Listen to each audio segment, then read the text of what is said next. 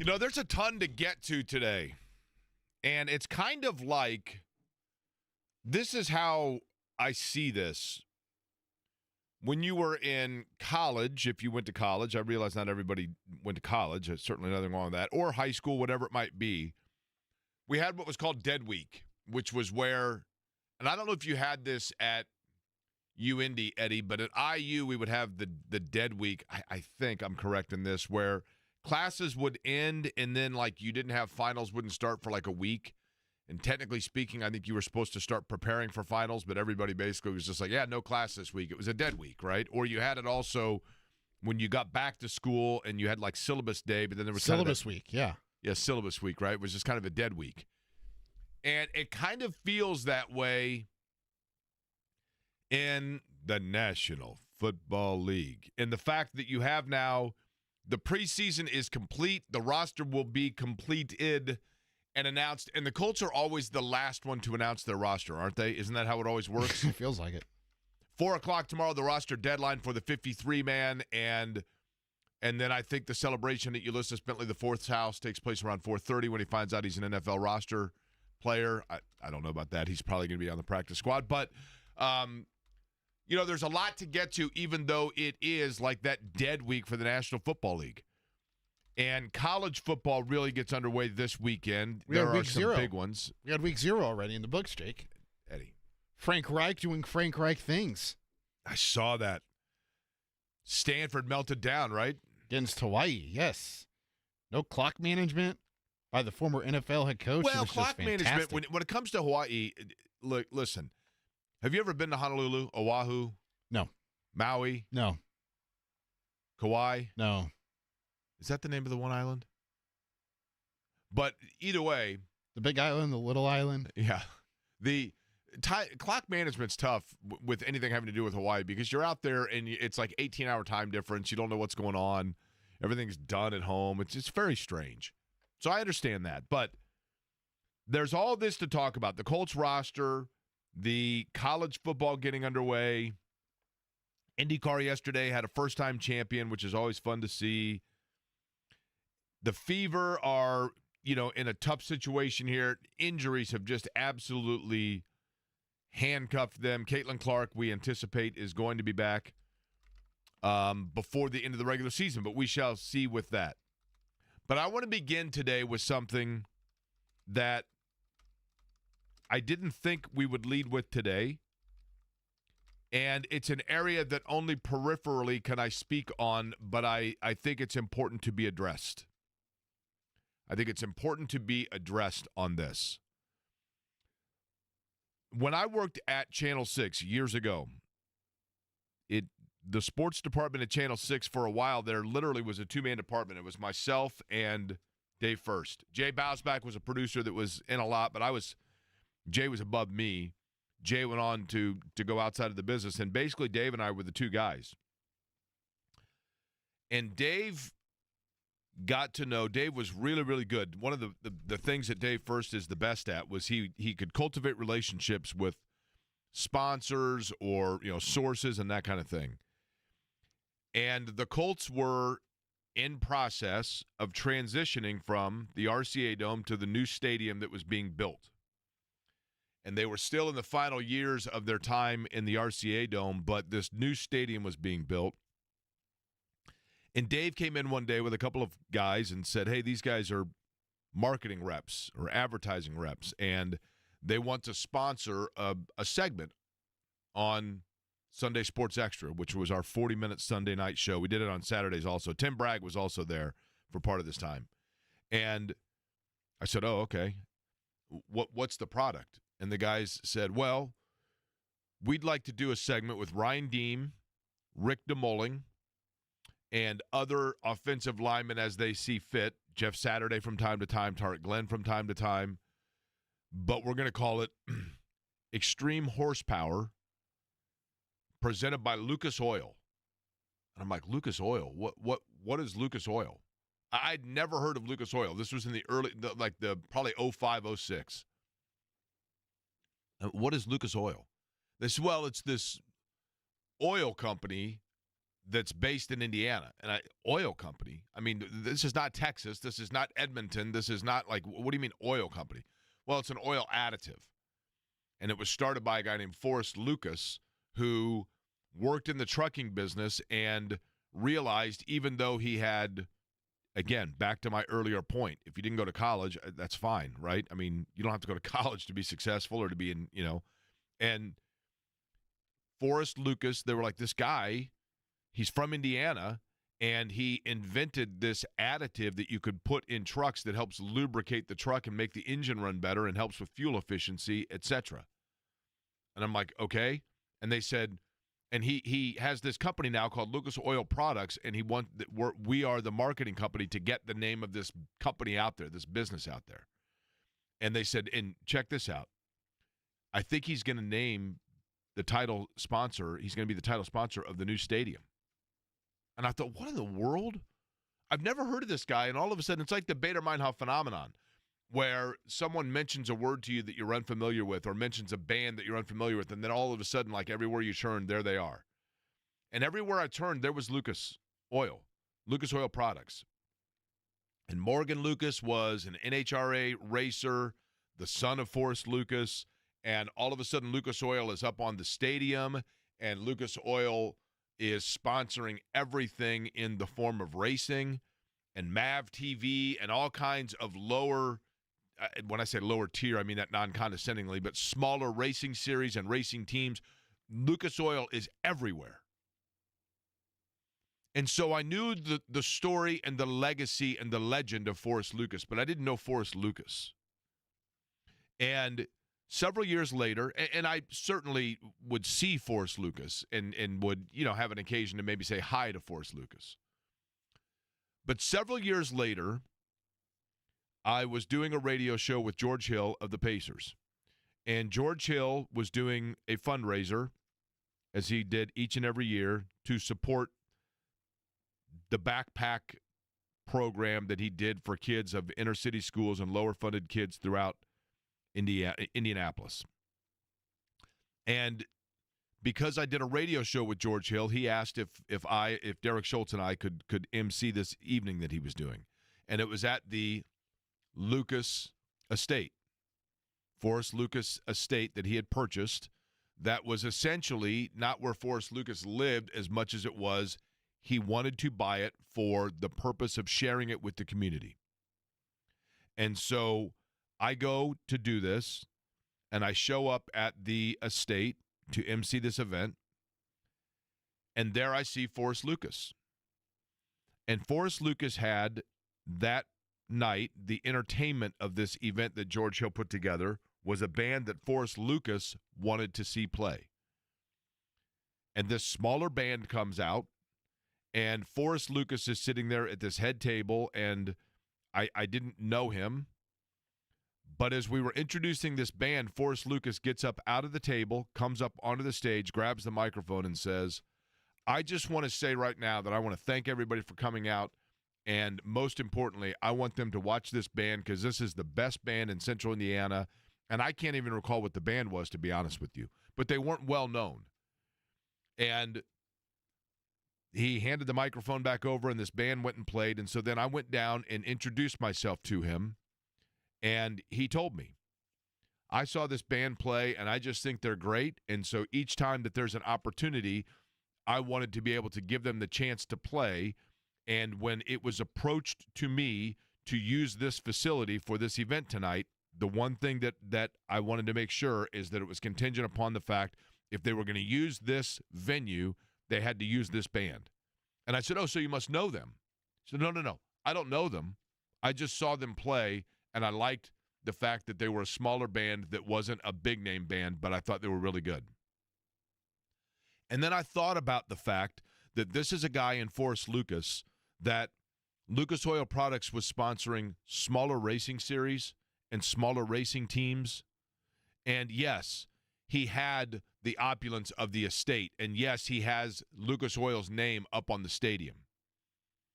But what struck me then that I realized, and in talking to him, and that evening was the one time that I really had a chance to speak extensively with Forrest Lucas. But in doing so, it jumped out at me just how incredibly both humble but like down home he was. And I realized that this is a guy that grew up in a tiny town in Indiana.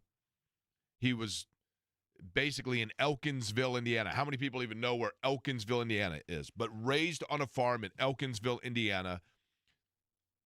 He hit his education ceiling from a book standpoint in high school. But in terms of world vision, that was just the beginning. And as he built this empire because of the fact that he was in the trucking business and built it from a 1-truck fleet to a 15-truck fleet to an 18-truck fleet, and then realized that there are things that he could come up with in terms of the oil additives to assist in his trucking business. And then all of a sudden he builds a multi-hundreds of millions dollar empire. And in doing all of that, what Forrest Lucas never lost sight of was the fact that even though he was this business mogul and this empire in Indiana and a ubiquitous name within the world of the oil additives and racing and everything else, it was never the big prize, the big fish, the big stage that he sought. He always saw himself as that small band that simply needed a chance to show what they could do. And he never lost sight of the fact that being from tiny little Ramsey, Indiana, or Elkinsville, Indiana, that's who he was. And that no matter how big a stage you get, no matter how much money you accumulate, you could always find purpose in helping out those that are seen by others as the smaller guy, but just needed that little extra boost to get to that stage and be able to allow people to see you perform. And when he passed away, and I saw the news that he passed away, and I was up at IndyCar at the race in Milwaukee this weekend, and when I saw the news that Forrest Lucas passed away late Friday evening is when I learned of that, and I think it was from actually either the Colts or the Pacers that had sent out a post about it. That was the thing that jumped out at me was this is a man that never forgot where he came from, both geographically speaking and socioeconomically speaking, never forgot the roots of what got him to where he was and the fact that there were other people that believed in him. And as a result of that, he never saw himself as anything other than a conduit to being exactly that for everyone else. And yes, my introduction to him and my time with him was literally a speck in the grand scheme of things. But it doesn't take long with some people of certain value to immediately grasp and understand who they are and what they represent and what they mean to the community. And I absolutely love Indiana. I love Indianapolis. I love Indiana. I love everything about it. And I have the utmost appreciation for and respect for the fact that Forrest Lucas very clearly had that same love and lived and built an empire without ever forgetting the fact that it was epicentered and rooted here in Indiana. Even as he went out west and his business empire took him out towards California, it was never in any way, shape, or form without the understanding that his purpose deep down was to always help out kind of the little guy in all aspects. And I just think that it is such an important lesson for all of us that no matter how big or how expensive the suit is that you're wearing, it's really about what's inside of that suit. And Forrest Lucas did it to a level that we can all respect, and I think that we should all admire and follow suit with. And the fact that he left Indianapolis, Central Indiana, the racing community, the football stadium, and the philanthropy that he did throughout Indiana in a better position than before any of us knew the name of Lucas. So Godspeed to Forrest Lucas, and thank you for making Indianapolis, Indiana, and the sports world, and in particular the racing world, feel the impact of your passion. And I think it's an important lesson for all of us. The Colts had a big game in Cincinnati over the weekend. When I say big, I mean as big as you can get when you are talking about preseason game number 3. And I don't think that there's a lot you take from that because the Bengals obviously are, both teams we knew going into it. You're just kind of filling out to figure out where from a roster standpoint you stand. But I think the one thing that's interesting, Eddie, you brought this up when we sat down today and we're talking, and I think it's a fabulous point, and that is there is a question mark now that Riley Leonard was, and again, you have to guard against this. You have to guard against, and Mike Chappell will join us at 2 o'clock today, and we'll talk about exactly this.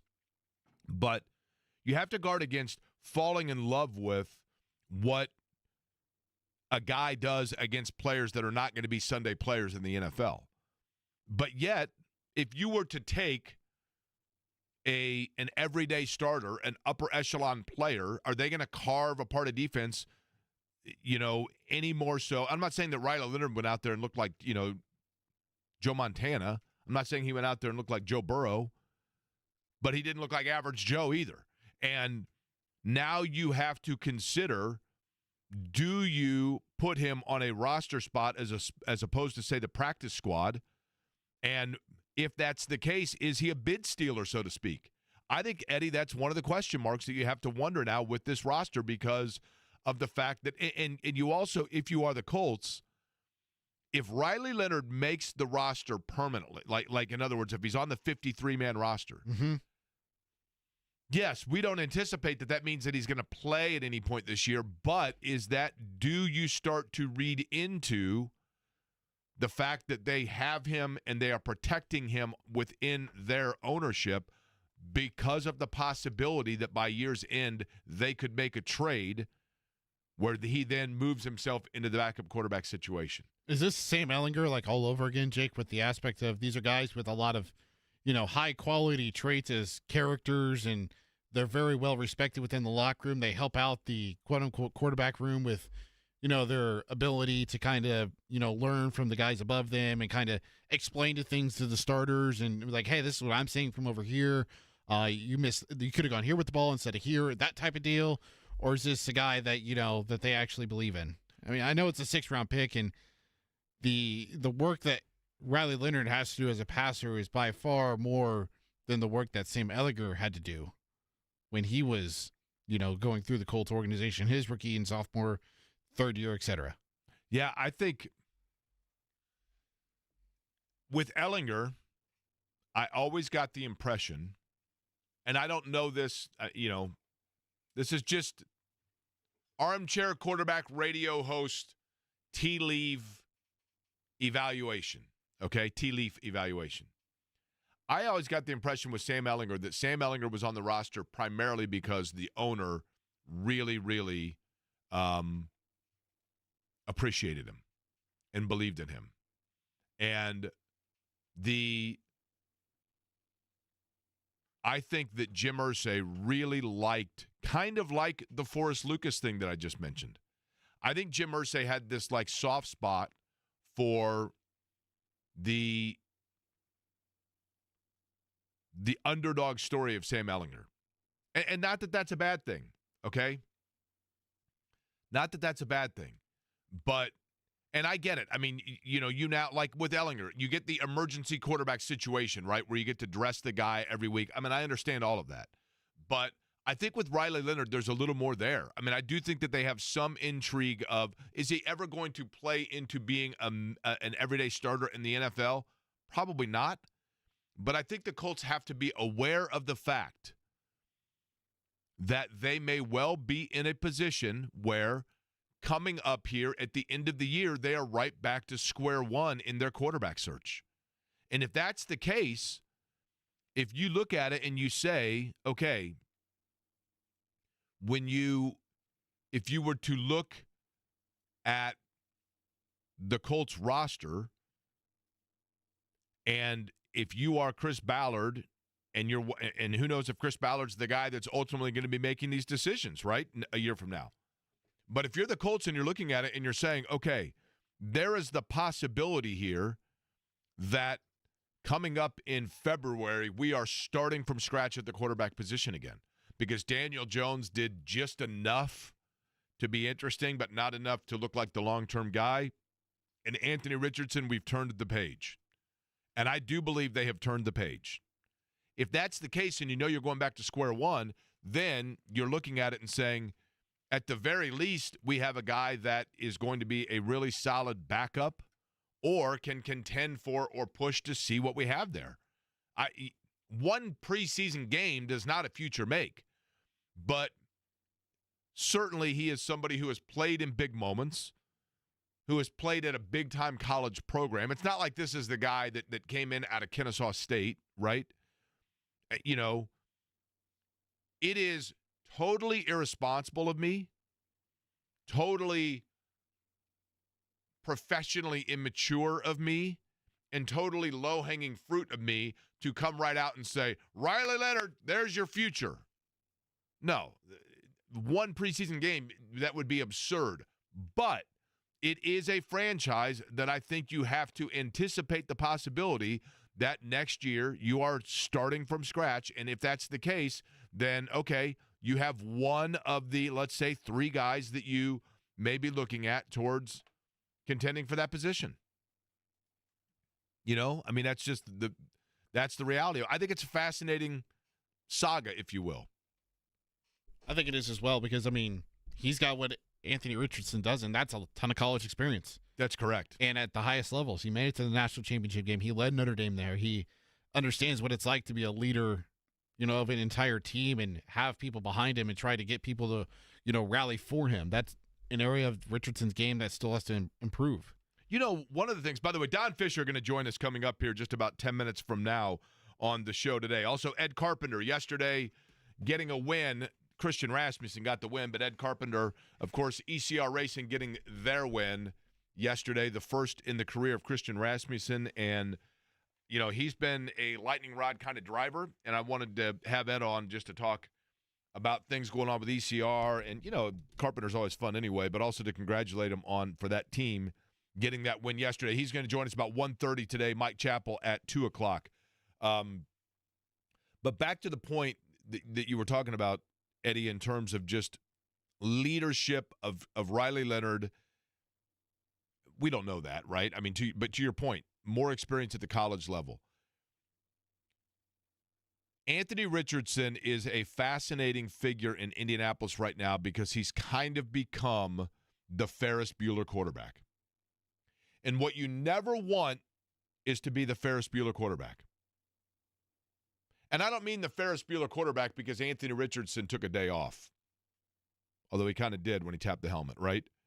I mean the Ferris Bueller quarterback in the form of one of the most famous movie scenes of the last 40 years. Gosh, it's hard to say 40 because I think it's been 44 now since the movie, or 41 since the movie was out. 85? Can you look and see the release date of Ferris Bueller's Day Off, Eddie? It's hard to believe. I think actually it would be right about now in 85. So You're that close. movie, what's that? 1986. Okay, what was the release date? July. June or July of 86? June 11th, 1986. That is crazy. So we're approaching 40 years. But either way, everybody knows the scene where the girl says, "Oh yeah, my next door neighbor's mailman's brother's girlfriend's uncle, heard at 33 Flavors last night." And you don't want to be a Ferris Bueller quarterback. And by that I mean the quarterback that within the market you're playing, all of a sudden the rumors are flying all over the place. Well, this is what I heard on that quarterback. This is what I heard on that quarterback. And there are certainly tons of rumors that fly around about Anthony Richardson, none of which make him a bad guy. None of which are overly egregious things or things that you would say, oh my gosh, I don't want that guy living in my neighborhood. There's nothing like that. But there are increased chatter rumors regarding just the overall lack of preparation and maturity of Anthony Richardson. And some of that is precipitated by the Colts coming out and saying publicly that, as Shane Steichen has been very vociferous about the fact of his frustration, it would seem, in Anthony Richardson's lack of maturity and leadership. And so that then manifests itself into people around town. Like, did you hear? Last night, my mailman's next door neighbor heard at 33 Flavors that Anthony Richardson actually overslept the meeting. Those kinds of things. But I do hear more of them, and I will say more credibly, I think, just of the fact that certain areas of being a franchise quarterback, he hasn't grasped, and maybe that's because he was not one long enough at a major college football program. Speaking of major college football programs, Indiana about to get underway with Old Dominion college football. It is week 1, not week 0. I don't believe in any of that crap. But Don Fisher going to join us just a couple minutes from now. We will preview what the Hoosiers look like this year, and might talk a little high school football with them as well.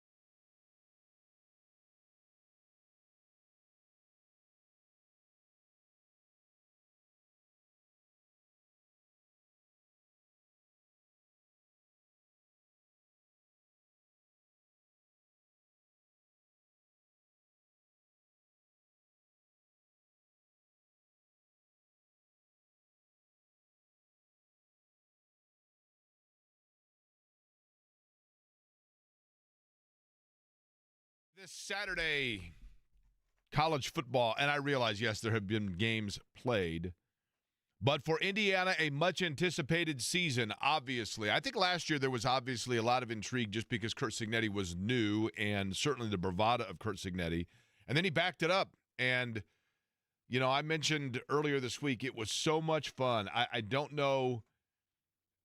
It was probably the middle of March before, like, just the surreal nature of sitting in a packed bar in December watching Indiana and Notre Dame play in a nationally televised college football playoff game with the entire state and country watching.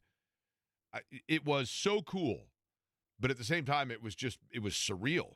But can Indiana now back it up? It begins with Old Dominion coming up this Saturday. Don Fisher is the voice of the Hoosiers and joins us on the always busy and now available again to be sponsored guest line. Don, let's get to the important stuff first, though, and that is I heard you on with JMV on Friday, and you were getting ready to go out and watch a little high school football with your son Scott Fisher's team, Edgewood, taking on Mitchell. And from what I could tell, and I was at IndyCar up in Milwaukee, but I checked scores, looked like it was a pretty good Friday night for you. Well, it was a better Friday night than some of the Friday nights I've spent in the last couple of years at Edgewood. But, no, there was no doubt. They played pretty well. They've got a young team. Scott has talked about these kids since they were in 8th grade, some of them. They've got a really good nucleus of young players. They're still young. They've got a bunch of juniors and sophomores that are making up a good portion of the starting lineups on both sides of the football. And these kids have come a long way. Last year I went and saw most of these kids were sophomores, watched them play, just get hammered a couple of times because they just weren't big and strong enough. And, man, if their body changed, they got a good strength and conditioning program now, and they look like they're going to be a pretty good football team this year. I would expect that they've got a good chance to be 500 or better, and next year it could even be better than that. So we'll just have to wait and see. You know, it's so interesting, Don, because and there's a reason I bring this up as we talk about IU, but like at the high school level, for example, there are so many teams, maybe basketball more than football, but sure, it helps to have great athletes, right? I mean, that goes without saying, but you can win games a lot of times, or you can build a program when you have a group of kids that have played together since, like, say, 5th, 6th, 7th grade, and that they know each other and they go through the rigors together, right? At the high school level, you can see that, and probably you are seeing that with Edgewood, right? I mean, you've got to kind of grow a foundation with kids that are going through that process together. Would you agree with that? There's no question, and certainly at Edgewood, they struggled for many years. They really had their problems, and Scott took over the program 2 years ago. This is his 3rd season. He started building all the things that you have to build. You had a freshman put together a freshman schedule initially. The freshmen became JVs. Then they're now up to a lot, like I said last year or this year, juniors and sophomores. They've got some seniors on the team too that are very good players, but they just don't have the numbers. And you watched it grow. Last year they were better than they were 2 years ago. They weren't great, but they were better. But they were so young. And then you see these kids start to develop a little bit, and they look different. And there's no question their confidence is building too. And part of that is winning games. You've got to be able to win some ball games. And they started out with a really good win this first game. Now they'll take on a South Spencer team, I think, this week that'll be a more difficult challenge. And then from that point forward, you hope that they can continue to grow. And like I said, if they could win 5 or 6 ball games this year, it would be phenomenal for their confidence and for the belief in the program. And it'll just keep building after that if you can keep it going. And I think my son's put a pretty good foundation there at Edgewood right now, and I think the Ellettsville people have really supported it and supported him really well. So all those kinds of things are hugely important to building a program. Edgewood, a 38-0 winner over Mitchell to start off the football season. Don, the reason I asked that about just the chemistry in the building, obviously from the college level, it's different because you get guys for 4 years and you get guys that are coming from all kinds of different backgrounds. But Indiana this year, again, has a big roster reset. And Kurt Signetti was able to do that last year, but a lot of those guys he brought in had played with each other at JMU. Let's begin with one of the new faces in the most important position, and that's at quarterback, and Fernando Mendoza, who comes in from Cal, big arm, big expectation. What have you seen or heard in talking to people that makes him either similar to or different in style from Curtis Rourke, who was really good for Indiana a year ago? Well, Fernando is a talent. There's no question about that. He's got a big arm. He's accurate with his throws based on what I've seen so far in spring and fall practices. The one thing he has more so than Curtis had, and obviously everybody knows that Rourke was dealing with a torn ACL the entire season last year, Which is despite incredible. the fact that he played. Exactly, despite the fact that he played. So mobility was not Curtis's strong point, as you can imagine. And Curtis is phenomenal at making decisions on the fly, looking at defenses, making the right throws with the right decisions, and who he went to the pass with. I just thought he was phenomenal at that. We haven't seen Fernando do that yet because obviously he played at Cal last year. He was chased all over the field because he was sacked 47 times last year with a bad offensive line in front of him. And when I got to spring practice this year, the first thing I thought of, well, how bad a happy feet is this guy going to have?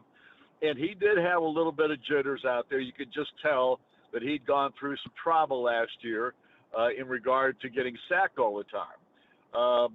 But here's the thing. The guy can run like a deer. He's 6'5", 225 pounds, and he brings a mobility that Indiana did not have in Curtis last year at any point in time. And that will help this ball club. Now, how many plays he'll run on purpose, that's a whole different story at this point.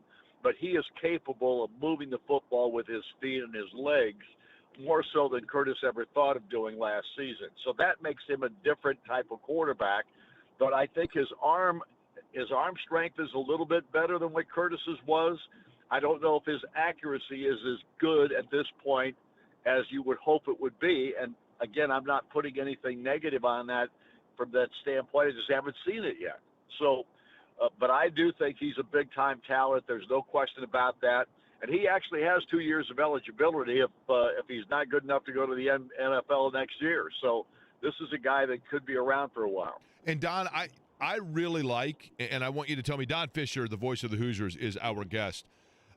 You tell me if I'm off base here. Maybe I'm a little bit biased because I liked E.J. Williams a lot when he was a young player at Clemson, and then he came to Indiana, and that, just that pedigree alone entices you. But I really like the receiving room. I feel like he's got pretty good weapons he can throw to, but am I too bullish on that?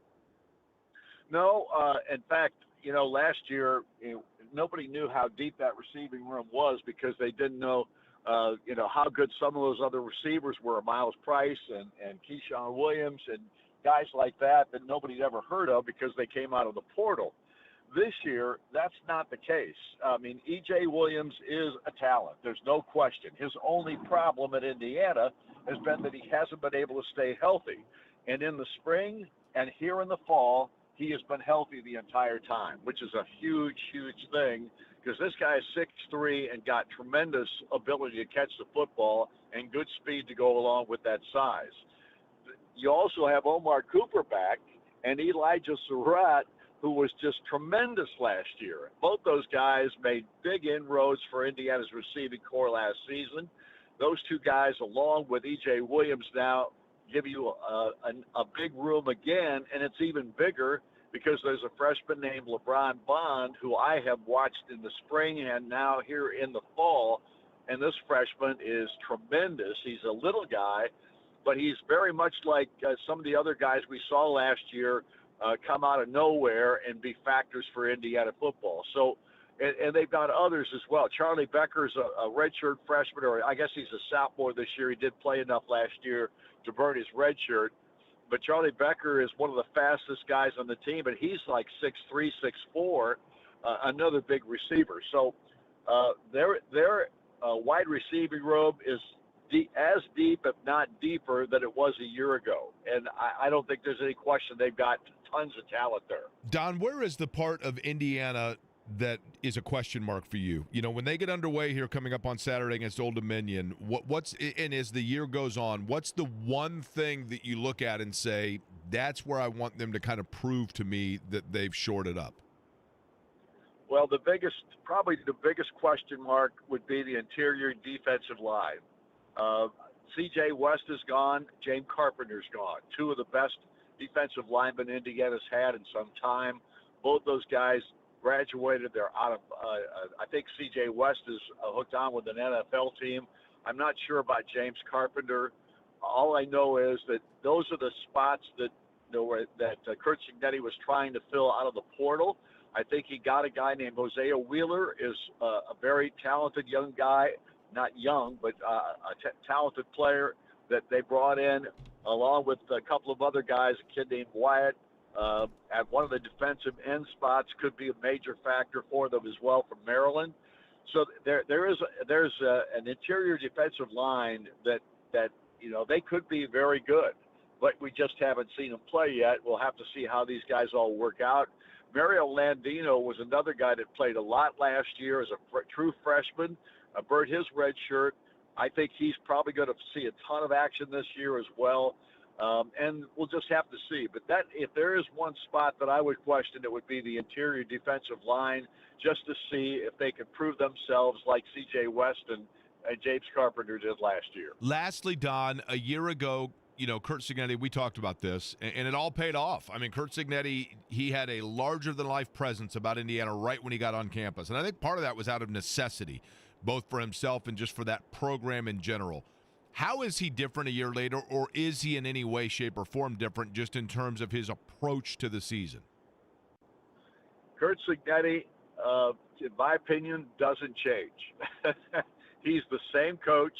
He has the same philosophy. Everything that he talked about last year, he's talked about this year. He's gone about his spring practices and his fall practices identically. He believes in his team and his philosophy and how they go about preparing for the season. And I think in our press conference that just had a little while ago, he talked about the fact that, we still haven't proved anything yet, but he says, I do believe we've got a good football team, and I think this team will have a chance to prove itself as could be even better than last year's team. And that's how he looks at it.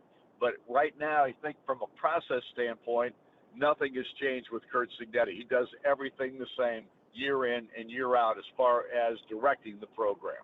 The time is here for Indiana football. You have been waiting for it, folks. It is here, 2:30. Everything gets underway. But pregame 1:30 coverage right here on this radio station coming up on Saturday.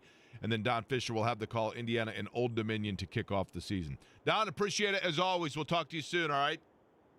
All right, Jake. Thanks for having me. All right, Don Fisher, the voice of the Indiana Hoosiers. When we come back, there was, over the weekend, a first in sports here in central Indiana that we will recap. And, yes, obviously our eyes are on the Colts primarily. Mike Chappell going to join us coming up at 2 o'clock today. But to recap a weekend and something that I witnessed away from Indianapolis that shed light on the way things can be in Indianapolis.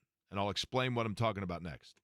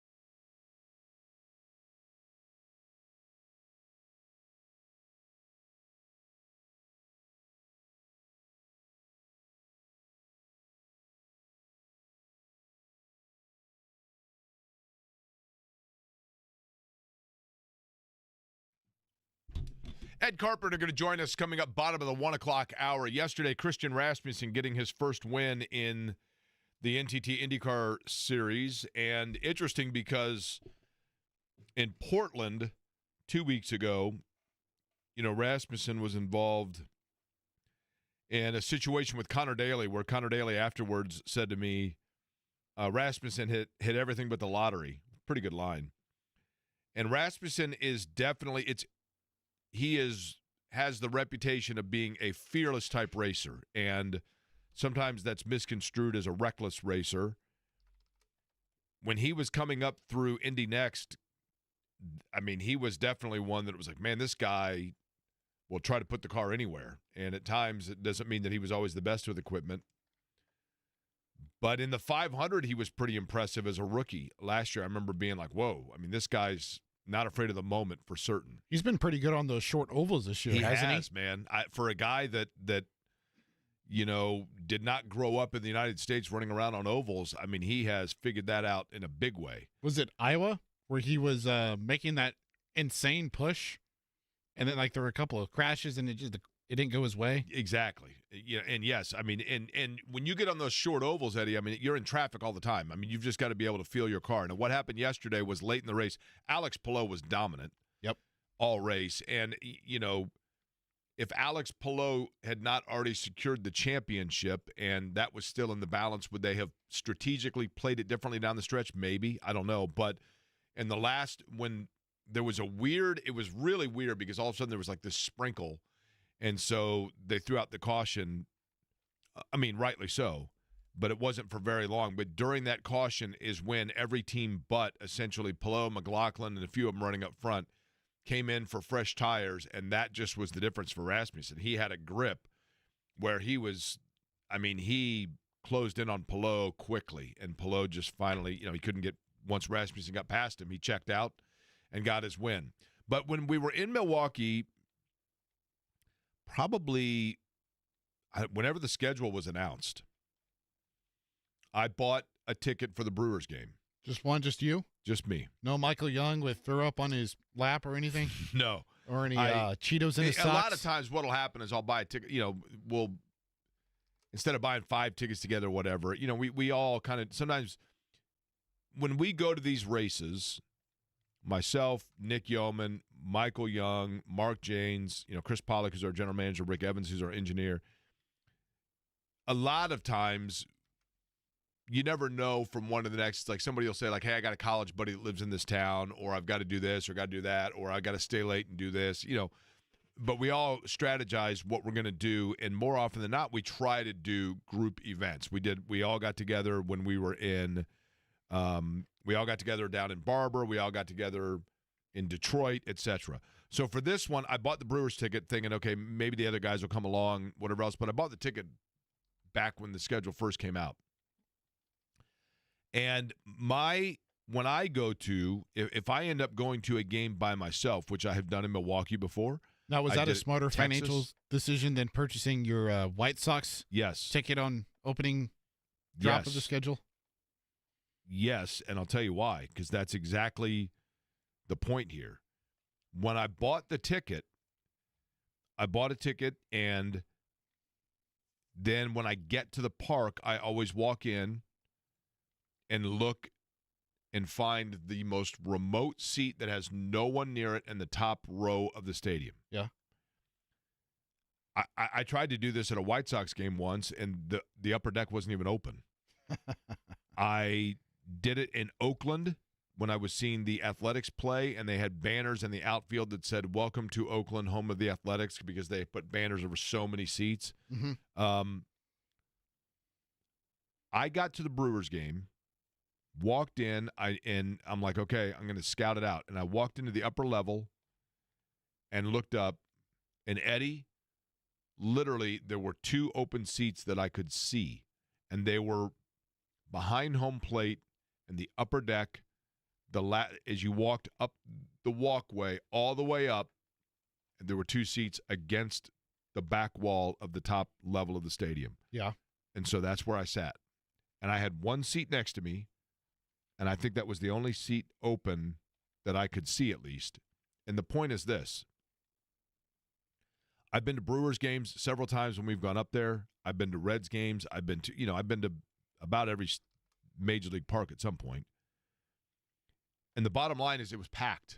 It was packed, and the bottom line is this, and that is that if you are winning, people show up. I mean, that's the bottom line. If you're winning, people show up. And it was a nearly sold-out crowd, and it was also Bob Uecker weekend. That had a lot to do with it. But they have the best record in baseball. And I would guess that 40% of that crowd are probably diehard Brewers fans, and the other 60% are people that live in Milwaukee and like, hey, they're good, let's go to the Brewers game. And the Colts, the NFL is going to sell out regardless, but we saw it with the Pacers. But, the Pacers became this, I mean, I go to every game, and there was no doubt the attendance-wise, like during the finals, during the playoffs, the Colts games need a little bit of juice in the building. They just do. The Colts need to start winning because, yes, they sell out games, and yes, it's packed, but there's just like a flat environment in there more often than not, and I think it's because people are just waiting for that vibe, waiting to ride that high like we saw in the late spring and early summer with the Pacers. And I hope that for the Colts. But it was fun, and it was awesome. And then something else happened, too, with Major League Baseball that I did notice, and it made me think of our beer bet. We got to catch up on that. We got to tell you what's big happening tonight for this show. Yes. 6 hours from now, I'll tell you about that. And Ed Carpenter, bottom of the hour here on a Monday edition, Query & Company on the Fan.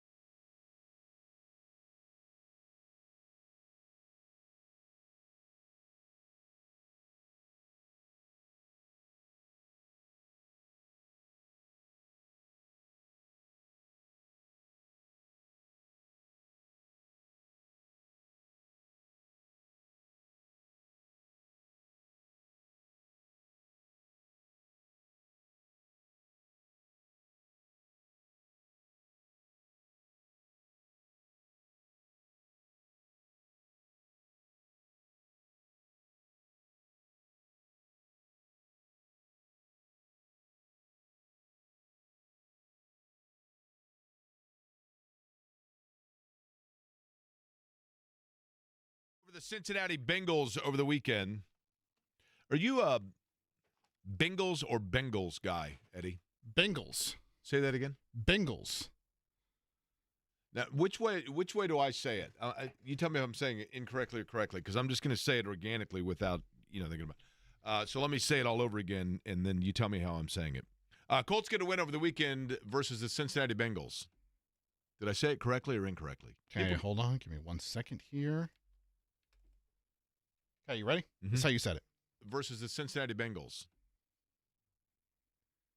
I hate my voice, by the way. That's like torture for me. You know that, right? Cincinnati Bengals. If you were to put my voice into to a picture in the way that it would look like that. That's pretty. This is the photo that I just showed Eddie. The joy of being on the blood thinners. I hit my foot over the weekend I was in the paddock area, in the garage area, and there's all kinds of stuff, tire racks and everything else flying all over the place, and I was running around a corner and hit my foot, and then you combine that with the blood thinners, and so basically what I'm getting at is my toes right now look like the Grand Canyon. They're like 5 different shades of purple and blue and yellow and gold. But at any rate, I digress. So the Colts get the win. I just don't know how much you can read into getting a win in week number 3, which used to be the big week, but in the final preseason game. But here is my question. I'm just going to spell it this simply. And yes, it's probably mostly talk show fodder, perhaps. But isn't that our job, Jake? To fodder things as a talk show? It is. For example, I ran into someone this weekend that said, can you imagine, and this is strictly hypothetical, there's no way this is actually going to happen. They said, can you imagine if the Colts released their depth chart and Anthony Richardson is listed as 3rd string? Oh, boy. Now, that's not going to happen. Imagine the trust between them and the agent. Not going to happen. That's right. Not going to happen. But having said that, Riley Leonard playing well, let me just throw this out, and then I want people to tell me if they think it is the dumbest, most outlandish hot take thing on the planet, okay? Mm-hmm. I don't know whether or not playing and having a good game against a defense that is made up primarily of players that may not even make a roster tells you anything. But if you were to look at an everyday NFL starter or an upper echelon player, they're the quarterback rating, I mean, you can only do so much, right? And when you look at what Riley Leonard was able to do and the precision that he was able to show, and I think just kind of a command in general, is that more so, what more so would Joe Burrow have been able to do in that situation, or Josh Allen, or who? I mean, yeah, they would have carved it up, but you can only carve it up so much, right? Here is my long-winded point. Who's Joe Burrow play for? If I said it correctly once, then you can play it again, right? I didn't save it. I just clipped it in. That'd be the Cincinnati Bengals. I was just letting you say it again. Thank you. Practice, right? Yeah. Not the Bengals. That's Manic Monday. Or the Bengals. Or the Bengals. Simply the Bengals. But here is my point.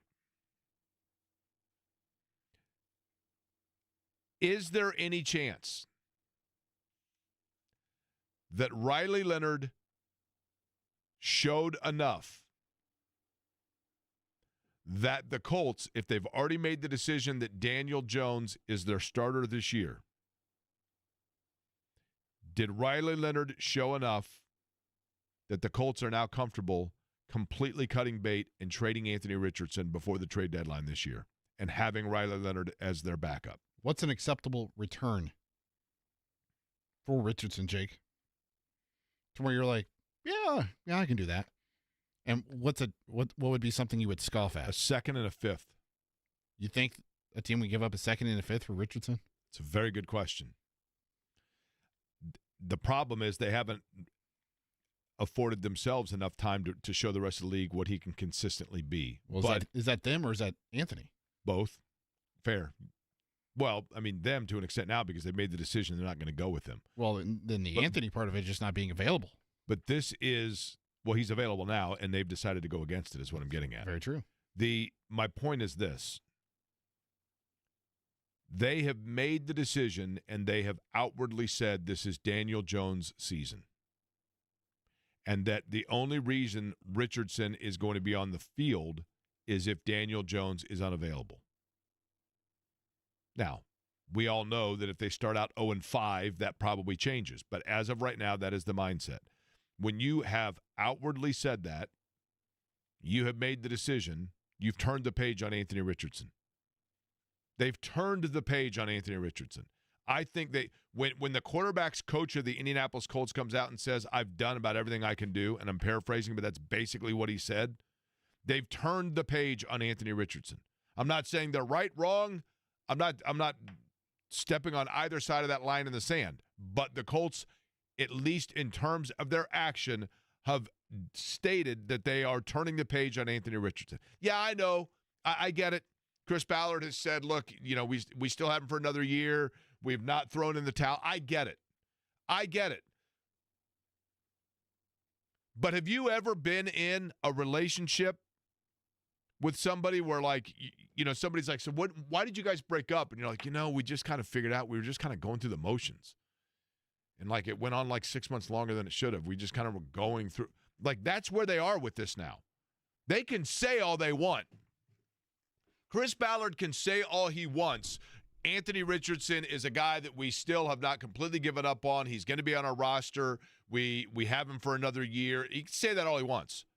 But in what should be the biggest year in the development of Anthony Richardson, or the finality of the development of Anthony Richardson, or the answer of the questions of Anthony Richardson, they, when he is available, opted to go against him and go with a guy that has been 20 games below 500 as a starter in the NFL and looks like essentially Anthony Richardson, just in terms of consistency. And maybe Daniel Jones is Sam Darnold. Great. Maybe Daniel Jones maybe he's Geno Smith. Great. You got him for 1 year on a contract, and then after that you got to re-sign him. Would that be the worst possible outcome for the Colts, is that Daniel Jones flourishes and then they make the playoffs, and then they're kind of like in this limbo of, what Jones. If he flourishes, they make the playoffs, and he signs elsewhere? Exactly. That's what I'm saying.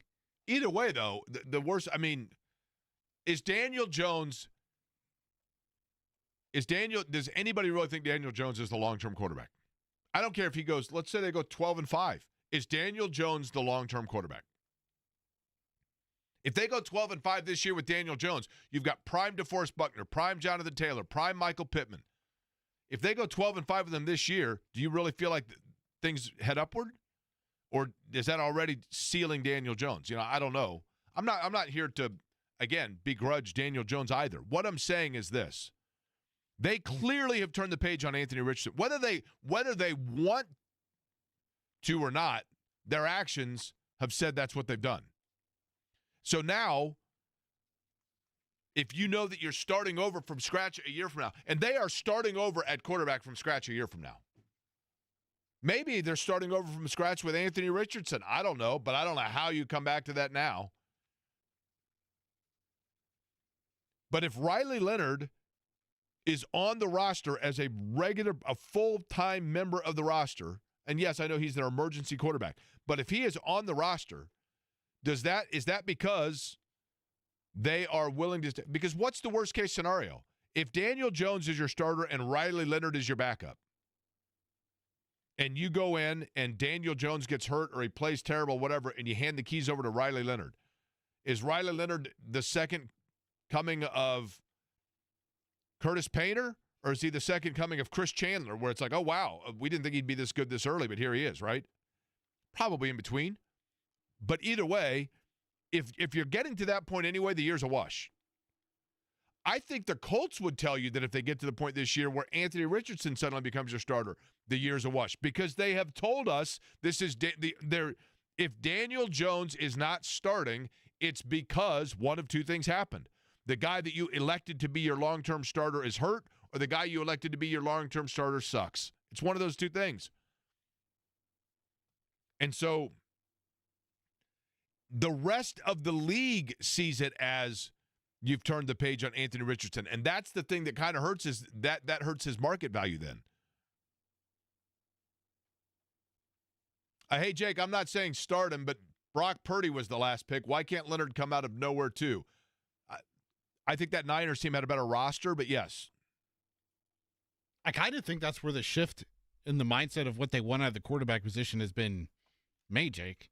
Like Nate Atkins, formerly with the Indy Star, is going to be announcing he was on the morning show, and in the coming days, I assume we'll figure out where Nate is going. But one of his last pieces was about the shift in what Shane Steichen and Chris Ballard are wanting from the Colts quarterback, because when they drafted Anthony, they wanted the quarterback to elevate everyone else on the roster, and now it feels like they're wanting everyone else around the quarterback to elevate the quarterback by what San Francisco has done.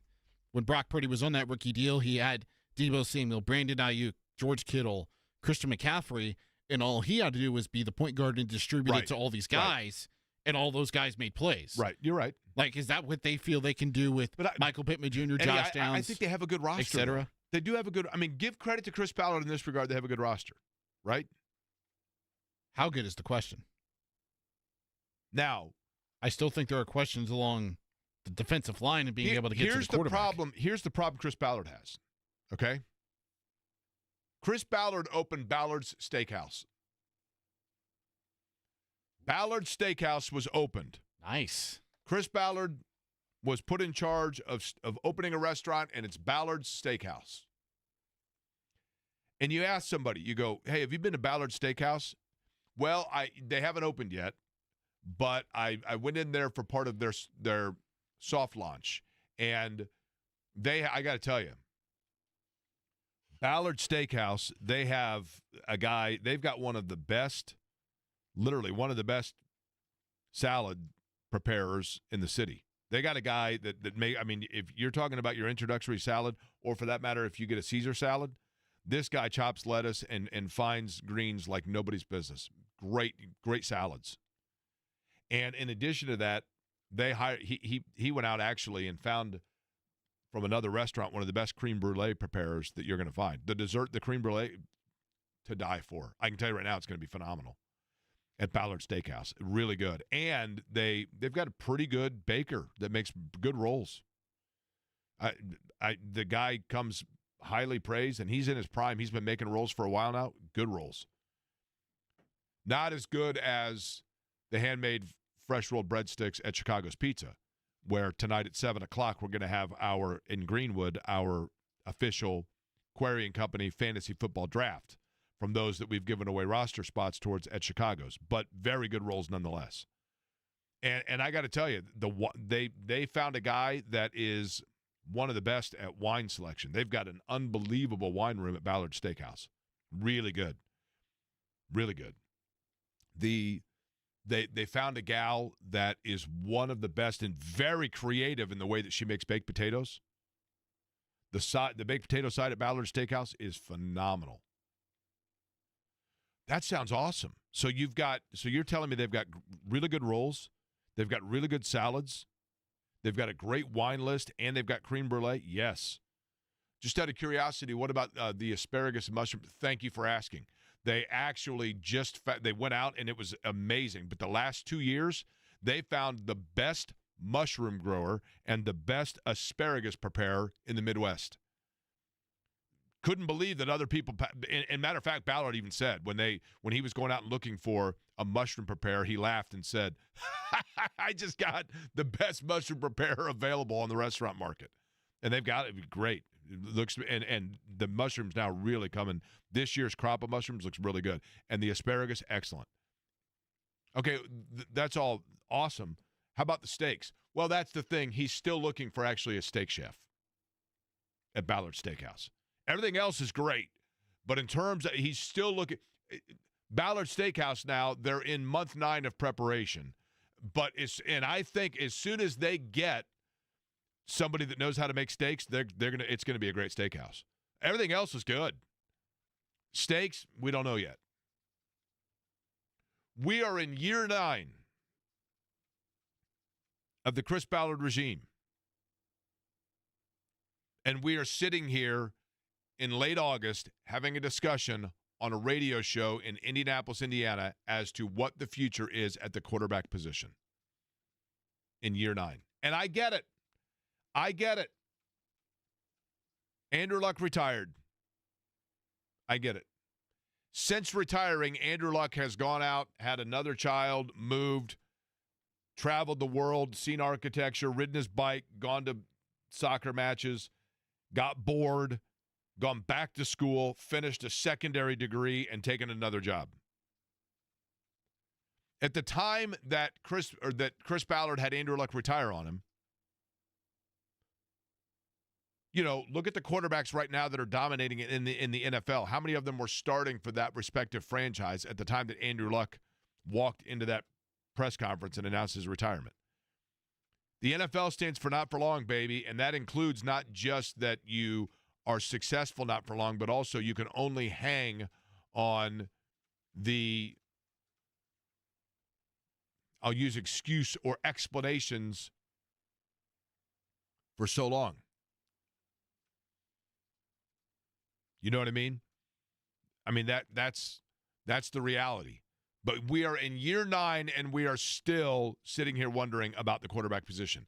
And trust me, I was working qualifications for the IndyCar race when that Colts-Bengals game was going on, and my phone is blowing up with people like, Riley Leonard, man, hand him the keys. Here you go. And part of that's, too, he played at Notre Dame. I get it.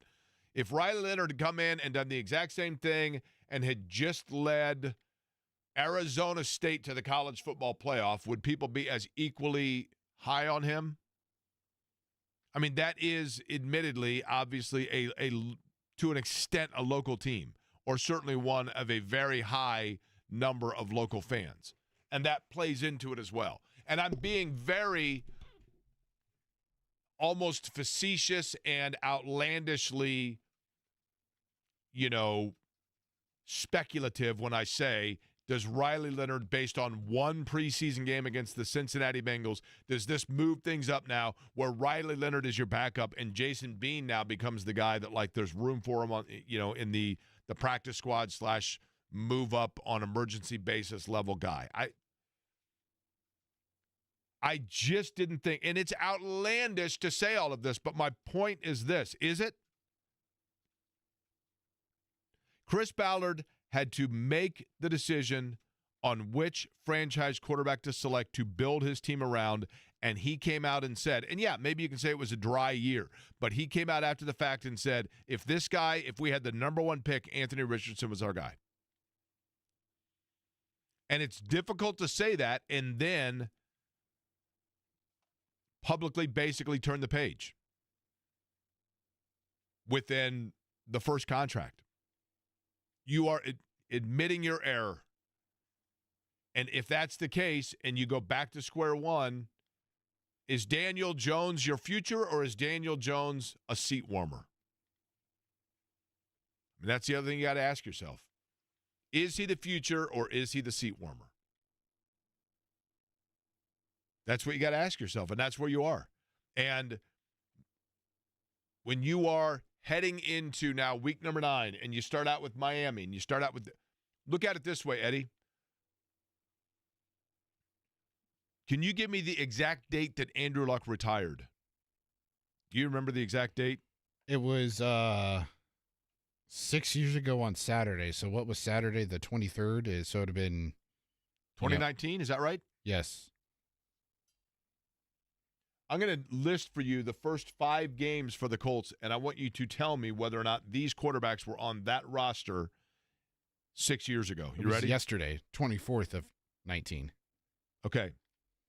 I'm going to list for you the first 5 opponents for the Colts, and I want you to tell me whether or not their quarterback was on that respective roster 6 years ago. Tua in Miami. No. Bo Nix in Denver. Obviously, no. Cam Ward in Tennessee. Another obvious no. I guess Matthew Stafford is starting, right, for the Rams. Isn't he hurt? Stafford wasn't with the Rams at that point. He was still with Detroit. Correct. Okay. Geno Smith with the Raiders. No. Kyler Murray in Arizona. No. Justin Herbert with the Chargers. No. Wait, Kyler, yes. Kyler, maybe. Look up Kyler Murray. Okay. He was drafted in 2019, so yes. Okay. So Kyler Murray. I'm embarrassed to ask this. Aaron Rodgers in Pittsburgh. Obviously, no. Michael Penix in Atlanta. Obviously, no. Patrick Mahomes. Yes. Okay. Maybe? Look that up. Was he the starter? Was he playing yet? I think that might have been his first year starting. Okay. C.J. Stroud. Yeah, Mahomes. That was second year starting. C.J. Stroud, no. Okay. Trevor Lawrence. No. Sam Darnold in Seattle. No. Brock Purdy. No. There are two quarterbacks, that the Colts will face this year that were with their respective team when Andrew Luck retired. Every team they face this year has had to rediscover the quarterback position since that day, meaning that reasoning for delay is officially done. You can't go there. You can't go there. And I'm not saying people do as much, but you do hear it. Well, keep in mind with Chris Ballard, Andrew Luck retired on him. I get it. And listen, Luck would probably still be playing, admittedly. He would still be playing if he was healthy and whatever else. I get it. You didn't plan for that. But I'm telling you, I've talked to sports executives before that have said to me, look, I got a lot of credit for this move or that move, and what people didn't realize is it wasn't even my plan A. My plan A was taken away at the last minute, and I had to immediately go with plan B and just go about it as if it was my plan A. Because it wasn't raining when Noah built the ark, and you have to always have foresight moving forward. And we're in year 9, and we're still sitting here wondering about the quarterback position. And I've heard JMV say it when he said that when it comes to Richardson, it was an organizational failure. Was it an organizational failure? I think John's right. Because the fact that we're having this discussion and the fact that it's not an outlandish discussion, and I don't mean the discussion of is Riley Leonard the future of the Colts? I don't mean that. But the fact that it's even a topic that would be casually mentioned and not immediately 100% dismissed as ludicrous. 5% reality to it. But the fact that it's even worth entertaining in year 9 is a problem. Now, of those guys I mentioned, literally, to be fair to the Colts, those guys I mentioned, 3 of them are franchise quarterbacks, and the rest of them are just stopgaps. It's just the way it goes. Literally just the way, the NFL, man, not for long. Ed Carpenter, his team got a big win yesterday. He joins us next.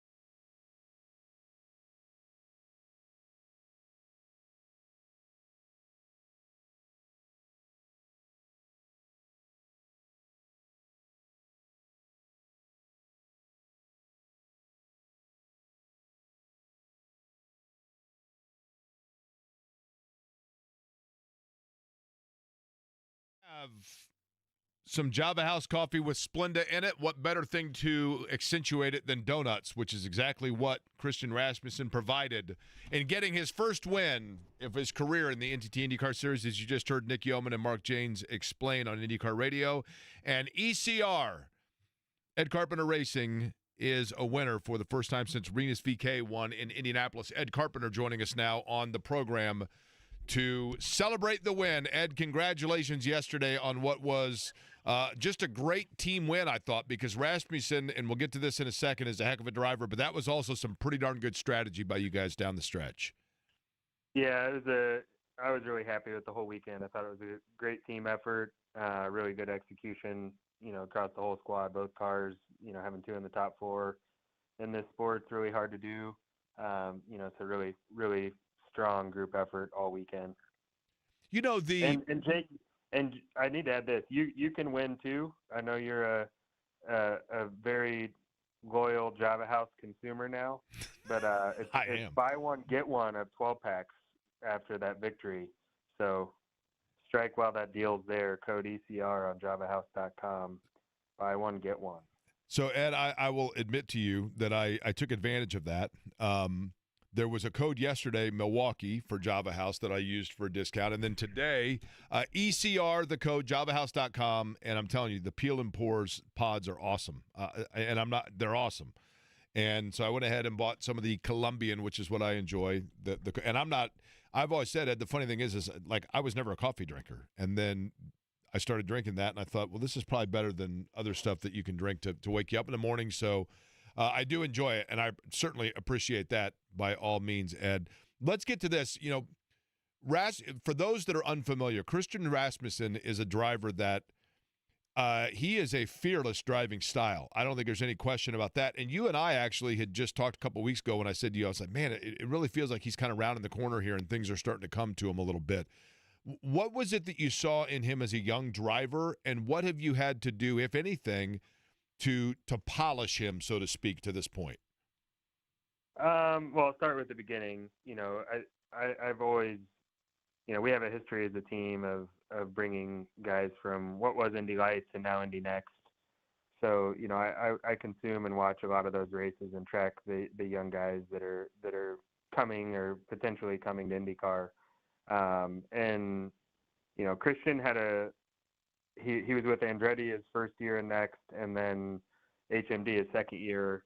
He was quick year one, had some rocky times, didn't have the best championship his rookie year there, and came back year two and really cleaned up his, shortcomings and mistakes and was in a fairly tight championship. And as it got tight down the stretch, he really took the bull by the horns and closed it out emphatically. And, that showed a lot of good work ethic to me, and also just poised to deal with that pressure of clinching his second year. And really what was for him and his situation, it was a must-win championship for him, and most likely for him to be able to carry on his career. So that stood out a lot to me, just how he managed that pressure. Then we did a test at Barber following that season, and we took Christian in car and Oliver Askew in another, and Oliver had more IndyCar experience with a brief stint with McLaren and did some racing, subbing in for a few other teams. We took those guys to Barber head-to-head, and, another pressure situation. We wanted to create some competition and pressure, and Christian really did a nice job. And from our estimation of that day, kind of led the day. Oliver had an advantage of more experience, but Christian kind of set the bar all day long, and Oliver was catching up and reacting to him. So that made a strong first impression in our cars. And then, much like what we saw from his couple year stint in Indy Next, we're seeing that now from, just constant improvement, great work ethic, great personality, fits with our culture really well. So he's just getting better and better. And, he's definitely not afraid to attack, and you've got to be aggressive in this sport to compete at the level that it is right now. So, we're happy with his development.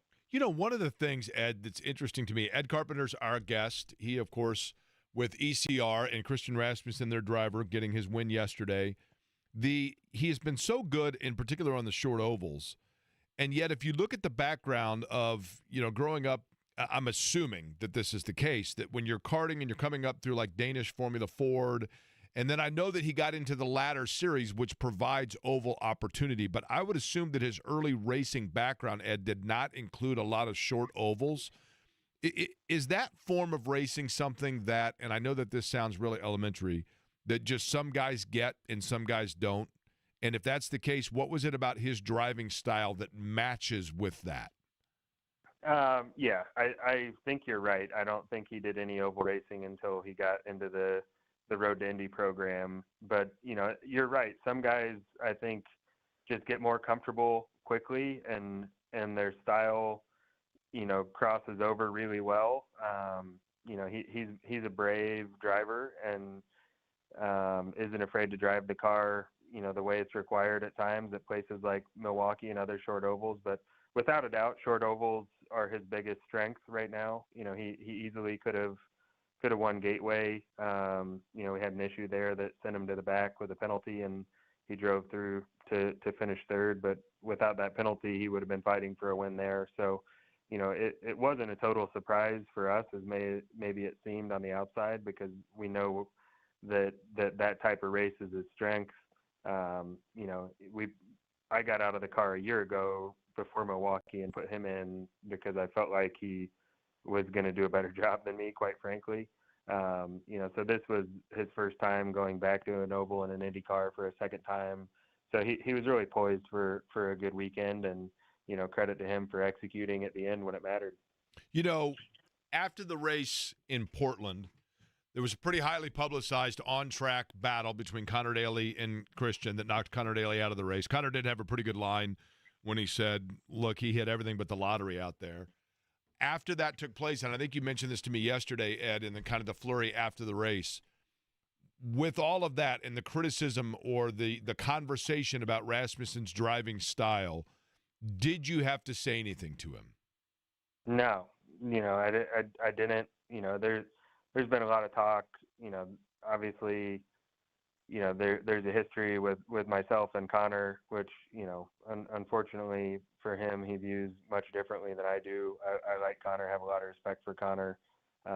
He drove for us for a long time. He made it quite a big deal, which, I don't like to see anyone get into an accident. It was a hard racing incident. Two guys were driving pretty angry in that moment in Portland, and Connor came out on the short end. But, he made some comments on his podcast that were pretty bold, in my opinion, and going so far as to say I would be happy if he was in a coffin. I don't like seeing stuff like that. That's not true. He knows deep down that that's not true. He's just trying to make for an interesting podcast. But to your point, no, I didn't ask Christian to do anything differently. He's we pay him to drive a race car and to go out and be fast and be successful. And that's one of the things we love about him is, quite frankly, he doesn't take crap from anybody. And, he wants to be successful and win races. And we're not out there to make friends all the time. We're out there to get results. And, that's the way he drives. And we're happy with that. Lastly, Ed, for you, it looks as though, and you tell me, and I don't know before me, I'm saying this kind of off the cuff, but I'm under the understanding or assumption that both Alexander Rossi and Christian Rasmussen are locked in for you for next year. Is that a fair statement? They're both under contract, yes. Okay. And so is there a good feeling of, not every team has this, of like kind of that stability of knowing like, okay, we have a foundation here that we can build upon, assuming that you are planning on having both of those guys back under the contract. And in addition to that, how much do you keep an eye on the silly season, quote unquote, of movement or potential movement elsewhere? I've definitely haven't had my finger on the pulse of silly season like I have in other years when we know we have a hole to fill. With that being said, you're always paying attention, and it's constantly talked about at the racetrack, so it's hard to not know what's going on behind the scenes. But really happy with the pairing we have. I think that they get along very well. if you haven't seen the clip of Alex greeting Christian in Victory Lane, you should find it. He was the first person there, beat everyone else on the team there. They've got a great relationship. They're very complimentary of each other. You know, in the car and out of the car, their strengths and weaknesses complement each other well. You know, so I think we've got a great thing going with the two of them, and don't see any reason to be considering doing anything different. So, by the way, I'm assuming that in the buy one, get one, you're going with do you go with the hydration, or are you simply going with the Wrangler Energy? I don't do a whole lot of the Wrangler as much as some of my teammates here. But yeah, I drink Colombian. We buy a lot of the liquid science in my household. Both my boys are athletes. Cruz, my youngest, especially likes that. So that's constantly in the rotation. So yeah, I'm with you on Colombian. Also get black tea. My wife drinks a lot of green tea. Yeah, so we also appreciate when the race team does well and the discounts are available. The white peach green tea is the way to go. The white peach green tea is like, that's also very solid. Buy one, get one. Eddie Garrison, I might buy you some. How's that? Sounds good. I would love some of that peach tea there. I'm telling you, man, it's awesome. My kind of stuff. Buy one, get one at javahouse.com on the peel and pour pods. You mix them with water instantly with 8 ounces, and you got a beverage right there, and it is code ECR to get that buy one, get one special. Ed, appreciate it as always, man. Congratulations on the win. Thank you, guys. Talk to you soon. All right, Ed Carpenter joining us on the program again. Christian Rasmussen, his driver yesterday. Mike Chappell going to join us about 17 minutes from now, and Chap can let me know how crazy I am on the Riley Leonard discussion that we had. But there was something, I mentioned this earlier, I wanted to get to, Eddie, our beer bet, and something I noticed over the weekend, not just in terms of the crowd in Milwaukee and what happens when you have a winning team, but kind of a transition in Major League Baseball, if you will, that I noticed this weekend, and I want your thoughts on it, and we'll do it next.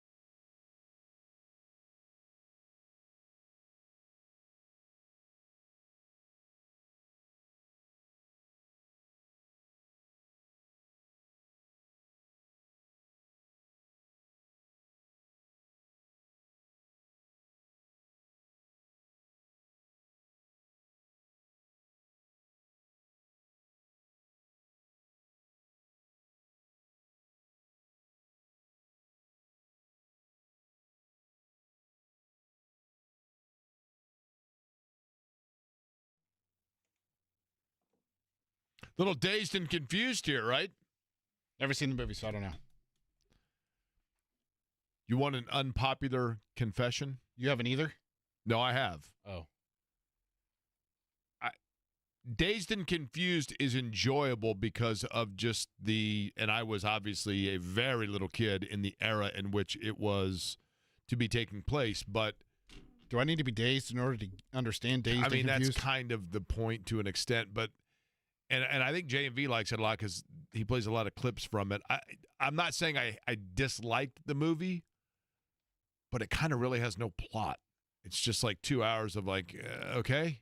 It's just more like a day in the life of 1978 or 77 or whatever year it is. Like, okay. Last day of school in the late 70s. All right, cool. So I went to the Brewers game. I mentioned that thrice now on the program, but on, I guess it would have been Saturday night. And I did what I typically do when I go to a Major League Baseball game. Did you get a scorecard? Did not get a scorecard, but saw not one but two people keeping them. And I love when I see people in the crowd keeping a scorecard. Me too. And open disclaimer, I would have no idea how to do that. I could teach you, Jake. I think I'd probably stick with, it's like keeping a score in bowling. I don't know. They got a big computer up there that does that. And I think I probably have the attention span to be able to keep score at a baseball game for like 3 innings. And then I'm like, okay, I'm good. But that's the whole point, Jake. It keeps you engaged. I get it.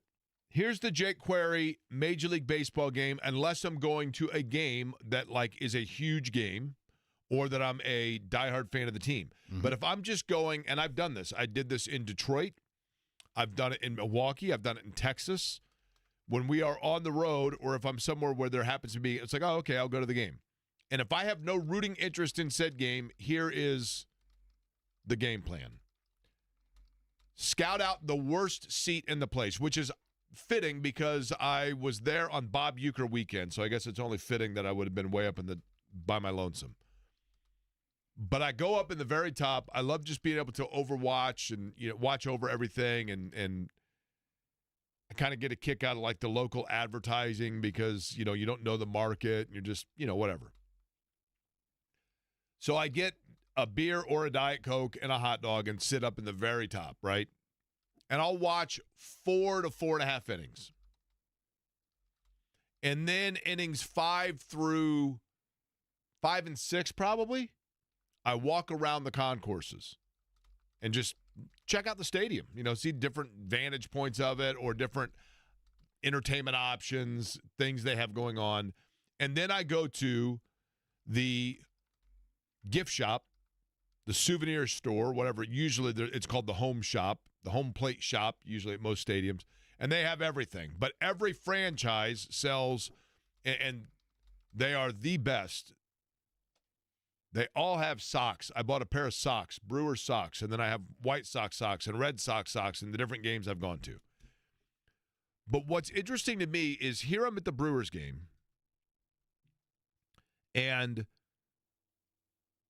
they are the best team in baseball by record at the time that I was there, and it was close to a sellout. I mean, there were not a lot of seats available. But as I was walking around, I walked past, in the concourse area, there was a playground. A playground. I mean, literally, there's kids climbing all over. It's like little, instead of the penguins that they used to have at Glendale, it's like 3 Bernie Brewers or whatever, and then other such like dinosaurs and whatever. Kids are playing on this playground just like in, section 128, whatever. Did he go sliding at all Saturday? He did not during the time I was there because the Brewers didn't have a home run. They lost. When I left, they were down 7-1. Oh, wow. But so I see the playground area. Mm-hmm. Then you walk a little bit further and there's the outdoor beer garden mm-hmm. that you can't even see the game per se, but there's an outdoor beer garden. Then I walk a little bit further and there was a photo selfie station area. Mm-hmm. And there were multiple gift shop areas or team store areas. And then you had the different gourmet food areas, literally that had picnic tables and restaurants and other such things. And there were a couple of other local sponsored play areas or entertainment areas. And I get that that's where we are now. Lucas Oil Stadium probably has, to an extent, the same type thing. So does Gainbridge Fieldhouse to an extent. But that's when it just dawned on me that, and in Major League Baseball, I think it is, there was a time when going to a baseball game at Major League Baseball, the epicenter of entertainment was the game. And you had the biggest source of entertainment, or the biggest sidebar entertaining thing, was to buy a mini helmet ice cream sundae. That was it. And maybe they had one section where you could buy pennants of different teams. But there is so much demand now, so much challenge, so much competition in the entertainment dollar, that when you now are building these multi-hundred of $1 million / billion-dollar stadiums with retractable roofs and everything else, I guess that was my epiphany in walking around, that the consumer target is not even the baseball fan. It is, yes, you want people to come and watch the baseball game, but now you need to provide entertainment above and beyond the game itself to attract the family interest and everything else, because of the fact that I just don't know that and this is true of any sport. I'm not knocking baseball here. Mm-hmm. The on-field product is almost secondary to the core of your audience. And in the NFL, it's 85% of the audience that's there. Yep. And in college football, it's 90% the audience that's there. And in the NBA, it's 50% the audience. And I'm talking about the audience that's there for the primary purpose of passion for the game that's being played. Mm-hmm. In Major League Baseball, it almost feels like it's like 30% the audience is there because they truly are invested in the team, and the rest of it are there because it's an entertainment option on a Saturday night. And there were a ton of entertainment options there, but you could literally have gone to that game, bought a ticket, walked around, had a wonderful time, and not watched a single pitch. And that's fine because you bought your ticket, right? You're there. You're giving your money. But I just found it interesting. I mean, to a great extent, IndyCar falls into the same category because people say, go to more ovals, go to more ovals. And I'm like, yeah, but an oval, you sell 20,000 tickets, and you're inside the oval sitting there watching everything on the track. A road or street course is an outdoor festival, and you have fan zones and merry-go-rounds, Ferris wheels, and games going on, and bands playing, and outdoor wrestling, and everything else, all within the confines, and all those people still bought a ticket, right? Milwaukee, 80% of the people there are there because they're diehard fans of IndyCar racing. Long Beach, 20% are. But you get a bigger crowd at Long Beach because of all the auxiliary entertainment. That's sports in 2025. And that was really kind of my first epiphany at a Major League Baseball game, where I walked around and thought to myself, man, like I've watched like 20% of this game. And the Sox, by the way, are incredibly comfortable. Mike Chappell next.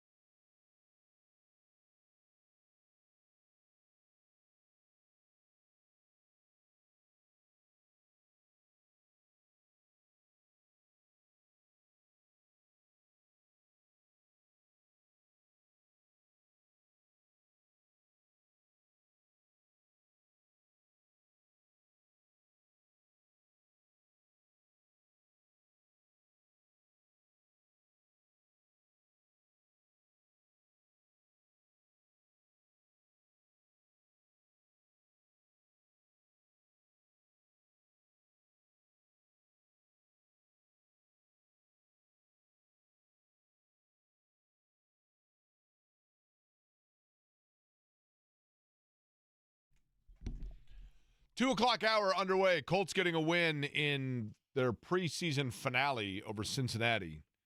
And Riley Leonard was kind of the star of the show. Ulysses Bentley the fourth, though. Thank you to all who pointed out to me. Not one, but 2 touchdowns for, Ulysses Bentley. And I can do the voice because he approved of the voice, right, Eddie? He did last week. He gave you a nice little laugh, too, because I don't think he was expecting that type of voice. That's right, yes. Ulysses played well. We shall see if he makes the roster. Joining us now, a guy that sounds a little like that as well. He is, of course, with CBS 4 and WXIN Fox 59, Mike Chappell, the Dean of Writers for the Colts. Chap, let's begin with this. Now that we have gone through camp, now that we've gone through the 3 preseason games, is there anybody that you look at and you say, gosh, I did not have on my bingo card that this guy would be in the discussion on cut day, either on the right or wrong side of things? Anybody jump out at you? Good question. No, I don't think so. I think there's a few familiar names that'll be let go, I think. Jelani Woods, was he a draft pick, a second-day draft pick 3 years ago. He's missed the last few years with injuries. I think Will Mallory and Drew Ogletree beat him out. No, I think Daniel Scott's a great story. Was he a 5th-round pick in 23 that's missed his first 2 seasons with an ACL and Achilles, and then he gets a pick 6. He's helped out immensely, as are a couple other players by Justin Wally having the season-ending injury at corner. And Hunter Wohler was going to make this roster at safety, and now he's got the season-ending foot injury. So, no, not really. There'll be somebody say, okay, I see that, like maybe an undrafted rookie corner makes Jonathan Edwards or I think Alec Johnson or both. I think they're undrafted. I get my guys at the bottom of the roster mixed up. Linebacker, I'd like to know what they're going to do. And one thing that I just mention all the time, when they cut the 53 tomorrow, it is not the final roster. It's the roster to get the 53. There's going to be 1 or 2 players, I'm not sure more than that they'll claim on waivers. You're going to find somebody better at offensive line, I think, and either safety or linebacker, maybe running back. And again, injuries are going to muck this up with Nick Cross and Tyler Goodson and Khalil Herbert. Those are going to make a mess on, do you IR them on cut day, which means they miss 4 weeks? Do you carry them and then put them on IR? So there's decisions. I just don't think there's going to be a guy like, man, I didn't see that. Because I think what is semi-good is this roster is in a place that you shouldn't have a couple guys come out of the blue and win a spot. That, again, this team has issues. But by and large, the roster doesn't have a lot of spots where a guy on there now is going to make it and be there on opening day. Again, I could see a guy making it tomorrow and then be waived on Wednesday or Thursday and brought back to the practice squad. So, but I'm curious how it goes, because what they do will tell us how serious some of these injuries to 3 or 4 of these players are. Chap, when you look at the quarterback position, and the sad thing is when I talk about the hyperbole or the over-enthusiasm we could have for the way a guy plays and Riley Leonard and what he did against Cincinnati, he looked good, don't get me wrong. But we're in year 9 of Ballard, and it's like we're talking about the third-string guy and whether or not he can unseat somebody that was not unseat, but you get what I'm saying. Could they go and put him on the 53 man to protect him, like from practice squad, for example, of somebody else getting him, talking about Riley Leonard? And if so, is it fair for us to speculate what that means midway through the year of what they could do with Richardson? I don't think the two are connected, but I do think they carry him on the 53 because somebody will claim him. They will. He's shown enough, and if nothing else, he's shown enough developmental potential that someone will grab him. but I just barring injuries, he's not going to play this year. I don't see a scenario, and we've seen some pretty bad scenarios. 2022 keeps coming to my mind and makes me crazy. But I just don't see a scenario barring injuries that they get to number 3. I just don't. It would serve no purpose. And again, maybe I'm proven wrong. I've been wrong in the past many times. I just don't see them trading Anthony Richardson. It would go against everything they said. Yes, they've benched him twice in 9 or 10 months, twice, and all of that. But they've also said, hey, listen, some players develop slower than others or whatever, and we think this guy's got the possibility of being a really, really good player. Boy, to take a 5th or 6th round pick for that, I'm not a big fan of 5th and 6th round picks in general, and we've all can find players who are pretty darn good in that range. But one thing they don't want is they're concerned about Richardson going elsewhere and being Sam Darnold or Baker Mayfield. But they don't want to give up on him quite yet. And I just don't see a scenario. But Chap, doesn't it feel like they already have? I mean, I know. You know what I mean? I mean, when they come out and say, when the quarterback coach comes out and says, and I'm paraphrasing, but basically what he says is, I've tried about everything here, and he's still not the starter, and it's not for and I get it. He's been hurt, and I want to make very clear. I don't think Anthony Richardson's a bad guy. I don't think anybody thinks that this guy's a bad guy, but the Colts, for whatever reason, at this point, they have basically tipped their hand over and over to say, look, guys, I don't know what to tell you. We tried everything. Yeah. Right? I don't disagree. And you can make a much stronger argument with that than I can. I just can't see them getting rid of him. Let's say you do that, and in game 2 that Jones gets hurt. You're going to go to Riley Leonard? No, of course not. And that's not a knock on Riley Leonard at all. We need to keep in context that what Leonard did on Saturday was with backups, not even backups, third stringers against third stringers, which if you're a good player, Isaiah Land. If you're a good player, when you're in that situation, dominate. And that's kind of what he did. So, no, you're exactly right. They've given they can say what they want. Well, this gives them a chance to sit and watch. That's garbage. I don't believe that. Most people say the best way to learn and grow is to play. You know what? Is to play. Chap, let me ask you this. If the Colts don't trade Anthony Richardson, do you during the season, okay, deep down, do you believe that is because they still believe he can be something for them, or because they are, or is it more so they're paranoid he could be something for someone else? Yes. Yes. Right. Well, and again, if we get to when the trading deadline is October, whatever, I think there's a chance he's starting before then. Whether Jones gets hurt, whether Jones just doesn't play well. If Daniel Jones is not playing well, and again, look at the schedule. If these guys believe, and they believe that and I believe they've got a playoff level roster, not Super Bowl, but playoff level. And you've got Miami, Denver. You should have beaten Denver last year in Denver. Tennessee, the Rams will be tough, but then the Raiders at home, Arizona at home. Atlanta. I mean, outside of Kansas City, and maybe San Francisco, I don't know that there's anybody on their roster that jumps out and you go, whoa. Right? No, the Rams and Chargers on the road are tough, obviously, but no, that's what I'm saying. It's everything is together for these guys if they get, and we've talked about it, if they just get competent +1 quarterback play, whatever that is, do your job, make those plays, don't do anything special, and the rest of the roster should be good enough. That's why I don't. It would go against that to get rid of what right now is one of the better backup quarterbacks in the league, with all of his flaws, and you don't know what you get. He's still played at a pretty good level at times.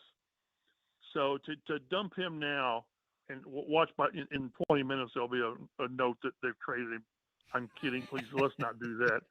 But I just think it goes against them thinking they can contend for something, because as much as Richardson is one play away or a couple of bad games away from being the starter, then that means Riley Leonard is that close. And I think he's got potential to be a decent player, probably a backup. I don't know. I don't know if he's a starter in the future, but a pretty good player. But you can't pin your season hopes on a rookie, a late round rookie, a third day rookie. So, and again, you can argue a lot more because they've given you no reason. They've given us or Richardson very little reason to think they believe in him. They just haven't. But boy, I just wouldn't get rid of him. I would be concerned, not so much right away that he's going to go somewhere and play well, because he's still. I had hoped he would have made some further progress with his quarterbacking during the offseason. I don't think he has. But in a couple of years maybe. But it's more like right now they're going with Jones because they believe Jones gives them a better chance to win right now. Shane Steichen's not worried about 2026. He is not, and he shouldn't be. So and you can just rip me a new one if in a month they trade Richardson, and I'll say, yeah, you got me on that one, Jake, but I just don't see it happening. Okay, let's throw this out. And I mentioned this earlier, Chap, and we're going to see if great minds think alike, okay? Yep. And then we have to determine which of the two of us actually has a great mind. But if they were to trade him, and we're strictly in the world of hypotheticals here, okay? If Anthony Richardson is to be traded, what is his market value right now? What would be a fair and reasonable expectation for Indianapolis to request to get for him? A third day pick. I just can't see getting more than a 4 or a 5, because people know what they're getting, and they're banking on, well, we can fix. How many times do you see? Well, we can fix him. We can do what this team couldn't do. I remember the Colts getting Darius Haywood-Bay. Well, we can get him to quit dropping the football. Well, no, you couldn't. Right. You couldn't. He ended up being a really good special teams player. A 5. I don't know, a 5. I keep going back to, and I said, this is what I said earlier, so obviously I overestimated it. My benchmark has always been, Chap, when they traded Marshall Faulk, and Faulk at that point, I mean, he was in his prime, but at the same time, some thought maybe there was too much tread on the tires. Obviously, there was not. He went on to prolific things with the Rams, but they got a 2 and a 5, right? And that was Marshall Faulk. Yep, that's what I'm saying. And they got some good. I think it was, who did they get from that? Was it Mike Peterson? I think who they got out of that. I am so proud that I know this, Chap. Matter of fact, I teed that up just hoping you would ask. Mike Peterson and Brad Scioli. Right. That's not Marshall Faulk. But that just shows. Well, we're going to get this. No, you're not. I just don't think that you would get a quality draft pick for me. If they would get a third, I don't know what it would take for me to say, yeah, go ahead. We'll take that. A second, a third. I don't know. Because part of me wants to think that Richardson's going to get back in there and play well this year. And I think I'm dumb to think that. Again, all I've got to go on are 2 seasons of teasing, of him saying, look what I can do. Look what I can do when I've got it right. And here's what I can't do, which primarily is stay on the field. Chap, here's a nickname I came up with earlier. Okay, now in my radio career, I've done this for a fair amount of time, and I've only come up with 2 things that I'm super proud of, but I think this has potential to be the third. One of them I came up with is a 2025 guy. You've probably heard me mention this. That's a guy in the NBA that is destined to score 20 a game for a 25-win team his whole career. Okay, Larry Hughes was a 2025 guy. Okay. The other thing I came up with that I'm pretty proud of is that offensive linemen and cornerbacks in the NFL are like sunglasses and cell phone chargers. You can never have too many because you constantly, just when you feel good about it, either lose one or one breaks, okay? Right. Here's my third, and I want you to tell me if I'm wrong on this. I determined that Anthony Richardson is a Ferris Bueller quarterback. And by that, I don't mean that he takes days off, which he might.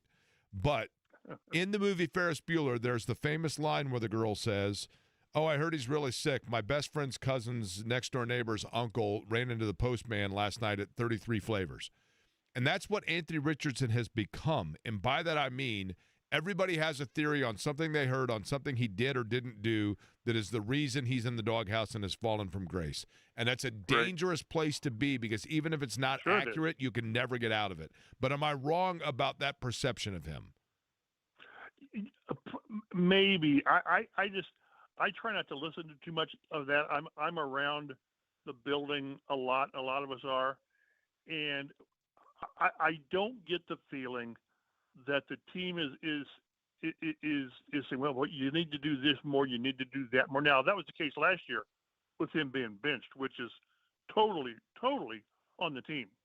How do you let it get to that point to where you let him slide on what he's not doing? Now I don't think that's the case. I think he worked his ass off in the off season. I think he's worked hard in training camp. I think he's done the right things. And again, with Cam Turner saying, kind of like, I've done all I can do, I don't know if that's an indictment on Anthony Richardson or on the quarterback coach. Right. I don't know. And it could be, it's probably a little bit of both. I just think, again, all we have to, now again, one thing that Shane Steichen kept harping on is, why did you pick Daniel Jones? Well, the process, organizational, operational, he's got control of the line. And whenever coaches say that, to me, it's the other guy isn't doing that.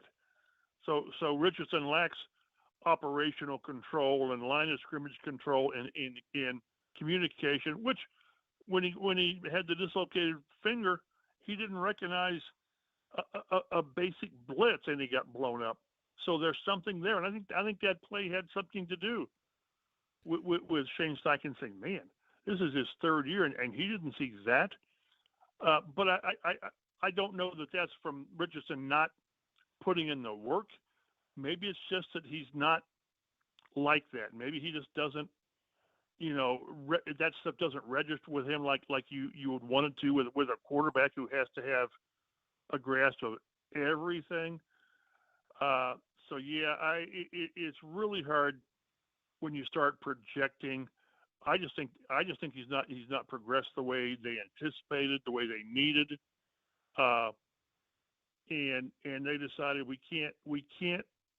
It's not going to be fair to this roster to put him out there and cross our fingers and hope we get the good Richardson who stays on the field, and which again is an indictment of Richardson when they would prefer to go with Jones, who you kind of know what you're going to get.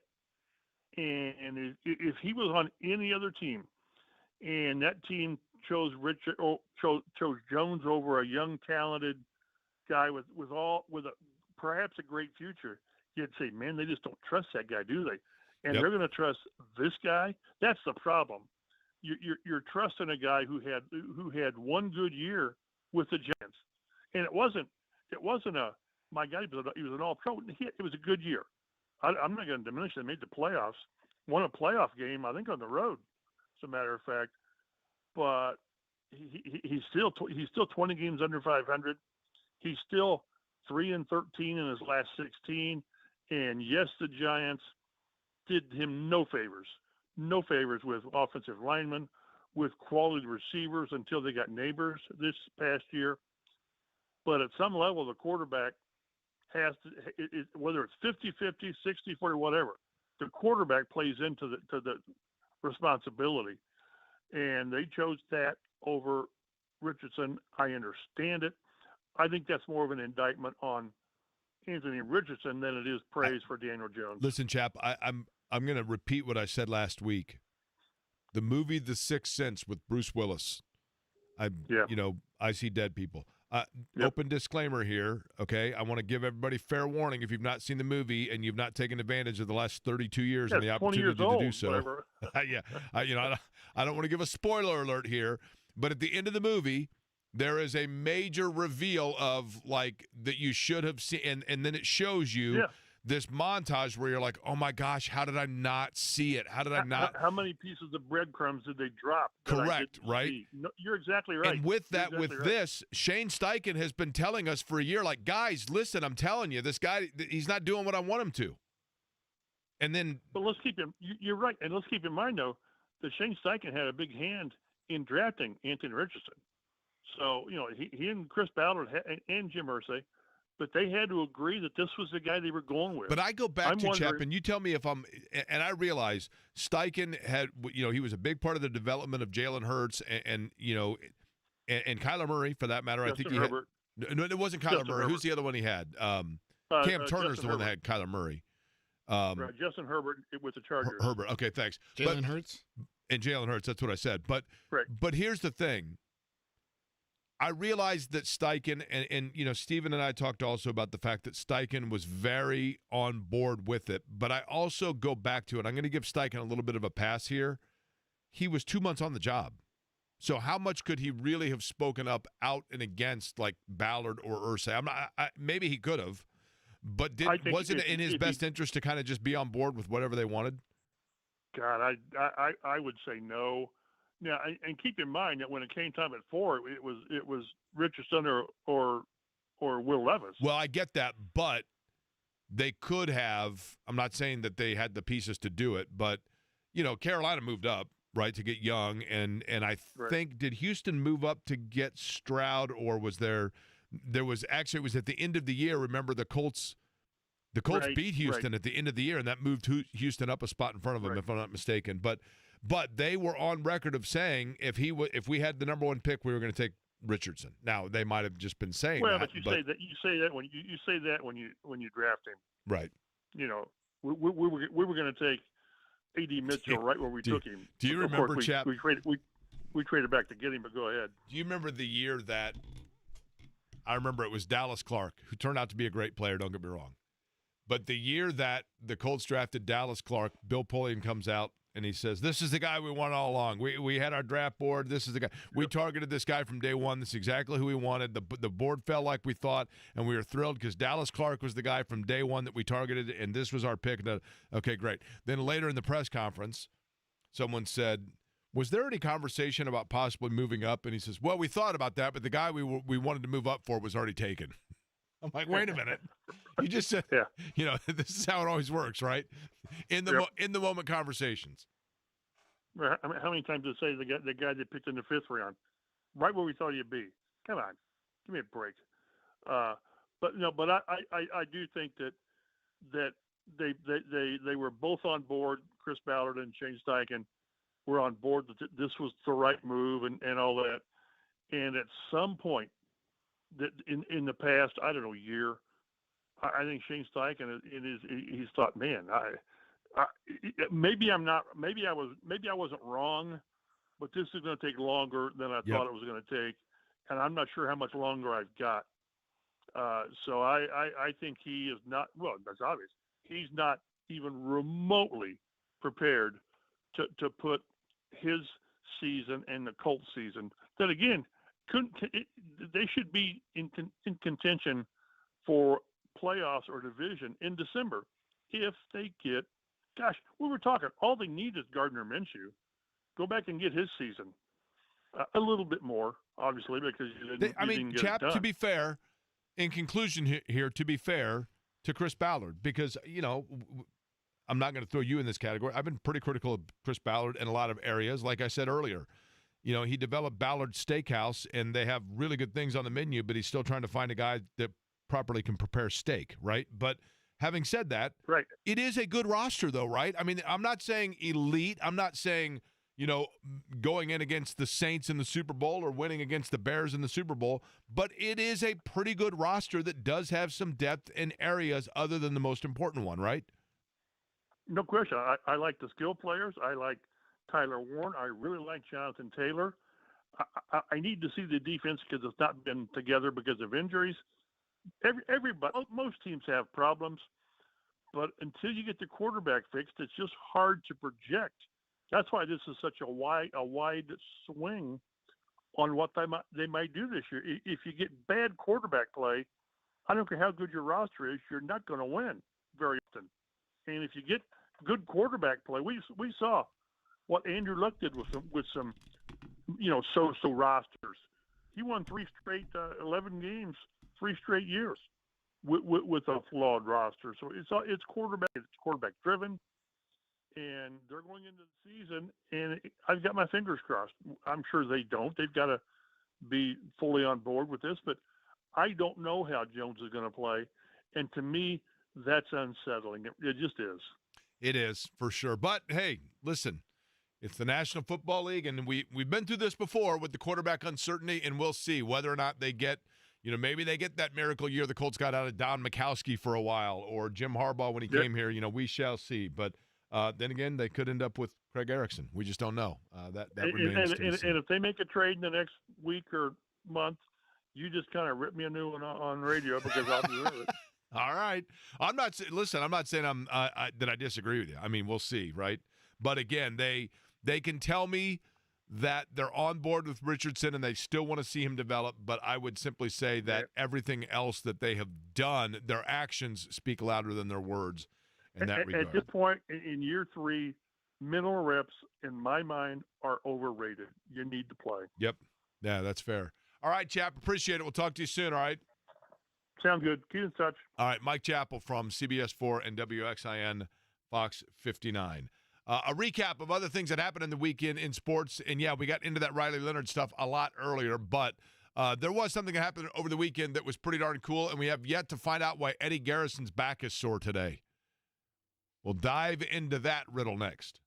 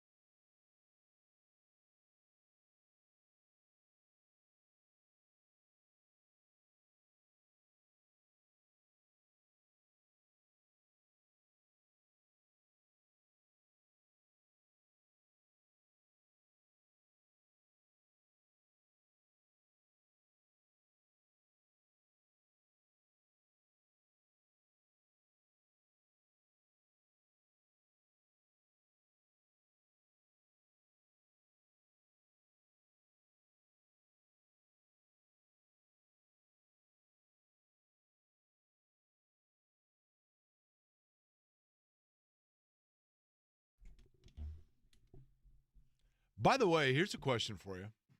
Okay. Me or just the general listening audience? Either. Okay. So if one is to rent a car on a weekend where on Monday, because it is a holiday, the rental car place is closed and you cannot return it, should you be charged for Monday? That's a good question. You can't just drop it off and there's not like a key lock drop box? At this location, that is correct. Well, no. I mean, even if you drop it off in the lockbox, they're not getting it until Tuesday. Right, but you wouldn't have it Monday. Understood, but they wouldn't be able to verify that you've dropped it off until Tuesday. Right. They would know you would drop it off probably at some point Monday then if somebody comes into the office, Tuesday morning before opening hours and they see the car's back. But they hit a button at like 8 a.m. on Tuesday, like returned, boom. So it does not show that it was returned. I mean, but I'm sitting here looking at it. I'm like, wait a minute. I'm willing to return it on Monday. Where are you? Just simply my question. Okay, so Eddie, you said, and I don't know if it's from, carrying this show, but you said you have a sore back. Yeah, sore back, yeah. And neck. Neck as well? Neck and back, yes. Is old age starting to get to you already? I hope not. I hope not. Let me ask you this. Which do you think is worse, the way your back and neck feel or the way my foot looks? Your foot. I showed you a photo of my foot, right? You showed, you sent it to me and then, did you put it up? I'm pretty sure you put it up to the camera as well, right? Do you want me to hold my foot up to the camera right now? Oh, no, Jake, you have to pay for those kind of things. Listen, so I hit my foot this weekend. Yep. I had a paddock accident. I did not injure my back by doing something. Well, I guess technically. Yeah, so hey, Jake, the rental is until they open again. I get that. But if they're closed, I mean, if that's the case, shouldn't a rental car place just be like, we're closed all week?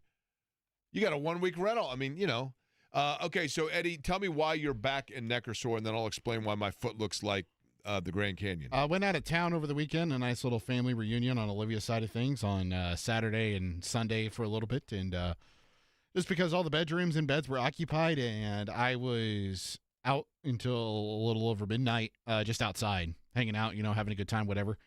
She was already asleep and had taken the couch, so I got the floor.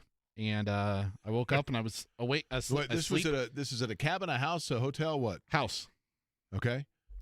So you slept on the floor. It was a hardwood floor? No. Carpeted, but pretty much.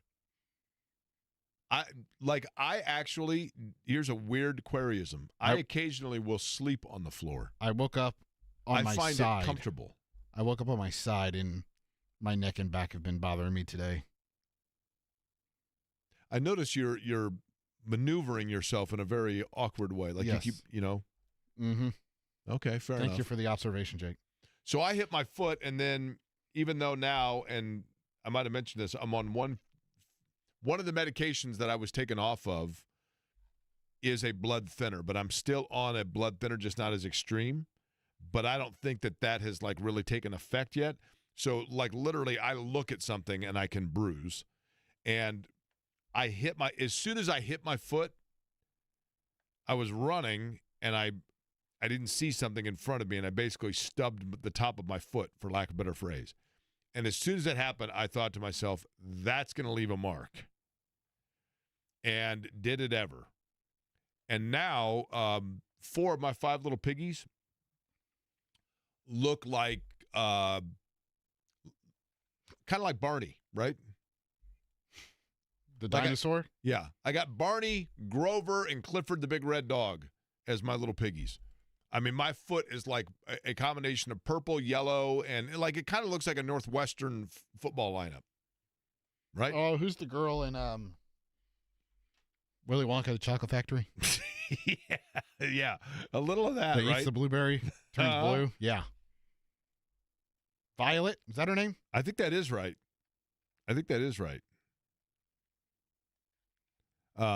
But yeah, it's not a good situation. You by know, any stretch. Jake, we were talking about observations, and one observation, you haven't joined the Querying Company Fantasy League, and I'm the draft trying- is tonight. I'm trying right now. 4 hours. No, I'm trying right now. Just so you know, you sent me the link, Yes. and I'm trying to do so, and it just sits there. Like when I hit the sign in button, it just sits there. Now, whenever this happens to me, Eddie, typically in these situations, you or whoever else, you're like, I just don't know what you're doing, and then I hand it to people, and they go, you know what, you're right. Did you try closing out and reopening, Jake? Did you try that? I'm about to, just so you know. Are you but on the tonight, Wi-Fi? 7 o'clock, Chicago's Pizza in Greenwood. Tony, you need to join as well. Tony, if you were out there, so that's who it was. Hey, Tony. Yep. Now you have Tony's phone number, right? I sent Tony a text. Well, call him. And here's the thing. Tony replied to my text that I sent him with the invite. He just hasn't joined yet. I sent him a text again this let me morning. show you a. You actually have Tony's number as well, Jake. Let me give you, having nothing to do with that, Eddie, and I'm not calling you out on this, but let me tell you something that, and again, I'd like to know, maybe I'm just an old guy here, okay? Maybe I'm an old man yelling at clouds. But am I the only one that finds this interesting? I'll just say it that way. Mm-hmm. Okay. Young people, and I'm not trying to sound old, but when I say young people, I mean, I get it. I mean, I get that there is a whole new generation now of people that have never dealt with correspondence that was not cell phone epicentered. I get that. But it is amazing to me, and maybe I'm the only one that thinks this. I would like to know from professionals. And when I say professionals, I mean people like that, 40 and above in the real world. We don't live in the real world. We do sports talk radio. This ain't the real world, right? But when people that are like college age or right out of college or high school age, if they're coming into job shadow or they want to interview me for like a paper they're doing or whatever it might be, and they will email me and I say, here's my cell phone number, like reach out to me and I'd be happy to help you out, talk to you, whatever. And then they will text and say, is this a good time to call? Or is there a time that I can schedule a phone call? I'm like, schedule a phone call? You call me. If I'm available, I'll pick up. If not, I'll call you back. Like the making an appointment, the reaching out and texting or emailing someone to make an appointment to call them on the phone. I get in a job interview circumstance or things like that, you have appointments in those areas.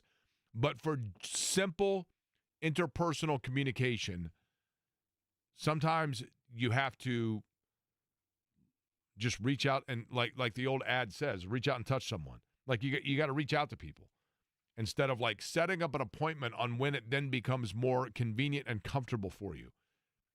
Sometimes making things happen in the real world is about getting outside of your comfort zone. Now, am I like the oldest person on the planet when I say that? Do I sound like some old curmudgeon of like, I don't know, just call me? I get there's a courtesy, I guess, of, asking ahead of time. But, or if it's going to be, if it's like, hey, I want to do a 30-minute interview with you, what time is convenient for you? That's one thing. But to simply say like, what time is a good time to call you? Or is now a good time to call? What do you mean is now a good time to call? You just texted me. Just call me and find out. If it's a good time to call, I'll answer. Am I like being too ridiculous here? I just think times have changed, Jake, where people value the time a lot more. And so But hey, here's I'm the thing. But Eddie, that value the time a lot more. They value their personal time a lot more. Correct. So if they value their personal time too much, if you're calling me because you need me to do you a favor, then I'm sorry that it's a violation of your personal time. Then I guess I don't have time for it. In other words, if you're like, I get that they're reaching out to say what's a good time for you, but in reality they're saying that they're doing that to better themselves or to help themselves, right, in my opinion. And like in your scenario that you're saying, like, hey, I call you, Jake, let's say for example, and then you don't call me back, and a half hour later after missing the call, I may be busy at that time, and then next thing you know, it takes forever to kind of get in touch. You just keep playing phone tag. So the whole point of, to prevent phone tag is just, hey, can I call you at 6:00? I get at that point, yes. But the initial thing of, or just the text of, is this a good time to, like when I get the ones that's like, is this a good time to call you right now? Just call me and I'll answer it. I just think it's weird. Like, I think to me, it shows cowardice. To me, it shows cowardice. It's like you don't have the cojones to just pick up the phone and call me. That's how it looks to me. I'm going to just do that now every night if I need to get a hold of you. Hey, can I call you?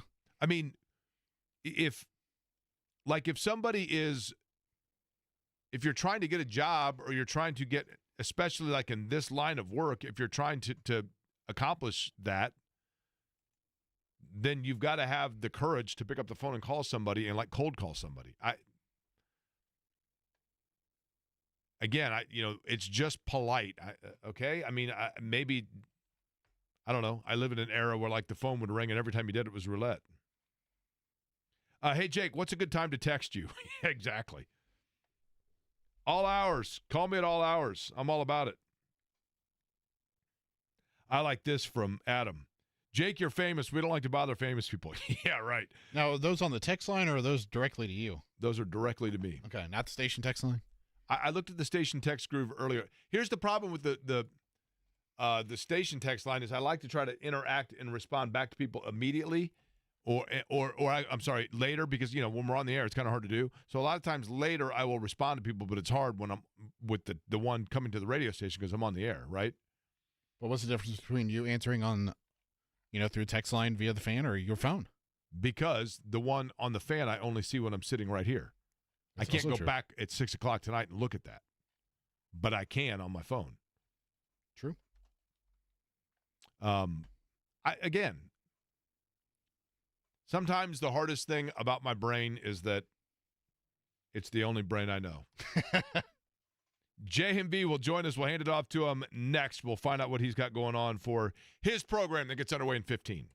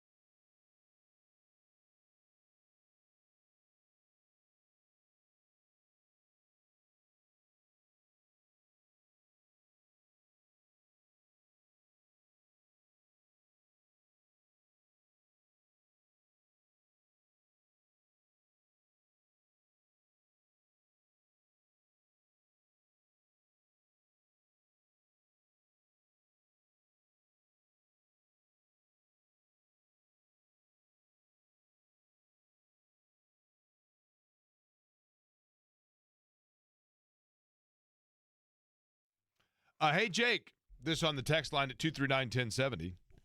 Do you think Matherin's situation could be similar to Anthony Richardson if Matherin flops this season and he takes a back burner? Would you say the same to maybe Walker and Ben Shepherd? Would they be on the trade block? Something has to give for both the Colts and Pacers situation. That from Jake. Yes and no. I think it's totally different because Matherin and Walker, it's simply they know that Matherin and Walker can play. And I don't know that the Colts feel that they know that Richardson can play. I think they may be convinced he can't. And in Matherin's case, you know absolutely what he's capable of. Walker started to show it, and then he got hurt, but I do think that Walker's going to be a good player. I think it isn't. I think there's no question they know, talking about the Pacers, who Matherin is. But I think this year they utilize this season. This is just my thinking. But you utilize this season to let Matherin show what he can do so that someone else then gives you a healthy sum to take him. And that's not because they don't like Matherin, and it's not because Matherin doesn't benefit them, but I think that Matherin's style, I mean, yeah, Matherin won them a game in the finals. He just did. But his style is the one player that his efficiency or when and where he operates doesn't necessarily go along with in the norm what it is that the style that they want to play when they are healthy and have everybody there. And I like Matherin, but Matherin won them to a great extent. Matherin won them game 3 and lost him game 4. Mm-hmm. I mean, truthfully. Yeah, because he came in, it was like still a close game, and then commits 2 dead ball fouls. He had a total meltdown. Missed 2 free throws. Yeah, he had a total. It was like, what in the world is going on? It was bad. But I don't, in the case of Richardson, I situationally, Anthony Richardson may still get on the field this year. I get that. Situationally, there's still a chance for him to do that. But it just feels to me deep down like the Colts have decided that he can't play. And it kind of reminds you of the joke of the guy that is on the deserted island. And you talking about Tom Hanks? That's right. Helicopter shows up and says, like, we think we can get you out of here. And he says, that's okay. I've actually prayed to a higher being to, and then, later a cruise ship comes, says, we think we can get you out of here. He goes, I prayed to a higher being that's going to deliver for me. And, finally he ends up passing away and he gets to heaven and he's like, look, I was praying every day. And they're like, well, we sent you a helicopter and a cruise ship. What more do you want? It kind of feels like that with Richardson and the fact of, like, we told you a million times here, what more do you want? It just feels to me like they are curious why we haven't all figured it out. JMV has arrived for the big show. It is a perfect day outside today, by the way. At least it was when we came in. Is it still? It was cloudy when I seriously pulled up in here. Oh, man, it was beautiful. I think this weather sucks. I hate it. What do you hate about it? Because I got to have hot and humid in August. This is not August weather. It does feel like October for sure. Yeah, this weather it gets the pool water cold and all that crap. I don't like that. Pumpkin spice? I don't need any of that. I mentioned it on Thursday, Eddie. You mentioned pumpkin spice, and then I went to go pick something up from the store, and literally everywhere I turned, it was pumpkin spice stuff, and I'm blaming you. And Halloween candy was out, too. And I'm like, what in the world? John, what's on the big program today? How was your weekend? Yeah, well, it was grass saw the Black Keys last night. How was that? They're good. They're talented guys. I kind of wondered why they weren't at Ruoff and at Everwise, although I'm glad they were at Everwise. I love Everwise. But Everwise is it was great, absolutely slammed with Black Keys fans. I think anybody that has grown a beard in Central Indiana, every dude was there last night. Every bearded dude alive. I didn't realize this. You and I might have talked. I think it's the Lumineers that Shannon went to their show recently and said it's become like a college-age girl band. Has it really? Yeah, I guess. That'd be the only reason why I'd go, probably. Hey, 4 years ago today. That's right. Robin Miller passed away. Robin Miller passed away 4 years ago today. It's incredible. I can't believe that's been 4 years, man. Did you see that that Becky at Workingman's Friend put online that somebody had vandalized that longtime Pepsi sign that they had for Workingman's Friend? Yeah.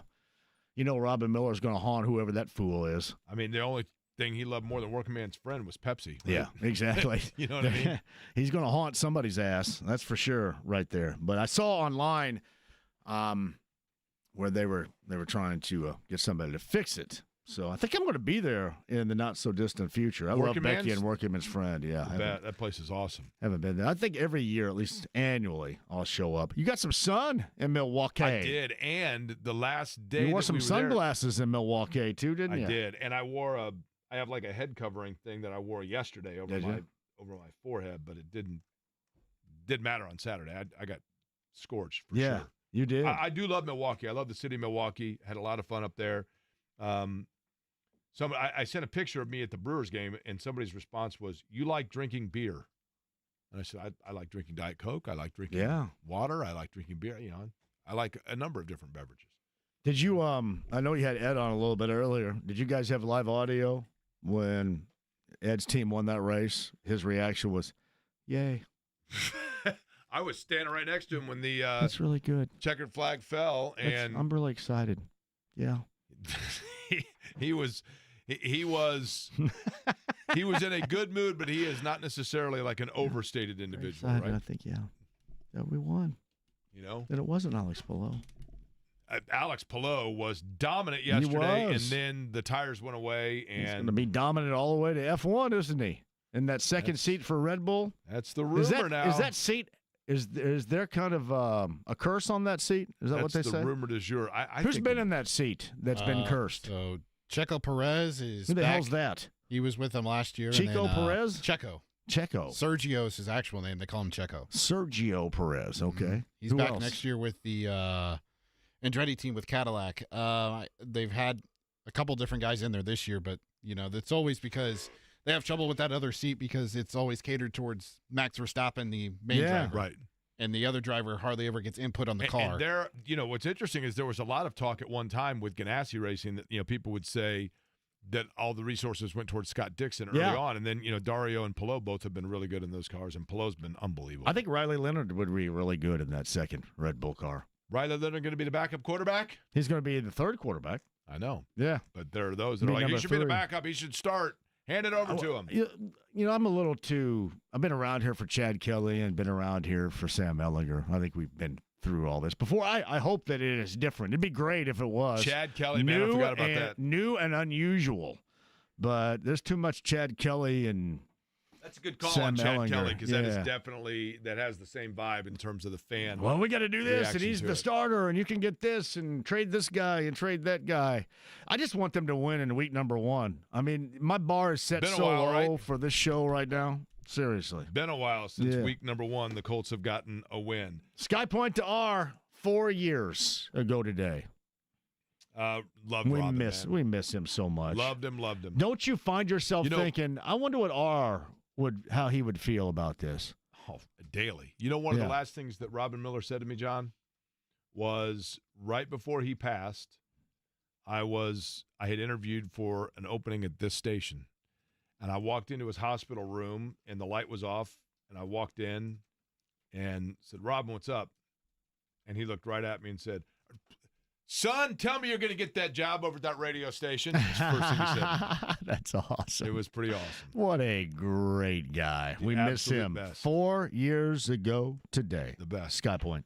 All right, John's up next. We will be back with you at noon tomorrow. I appreciate Don Fisher, Mike Chappell, Ed Carpenter, and I appreciate all of you listening to Query & Company.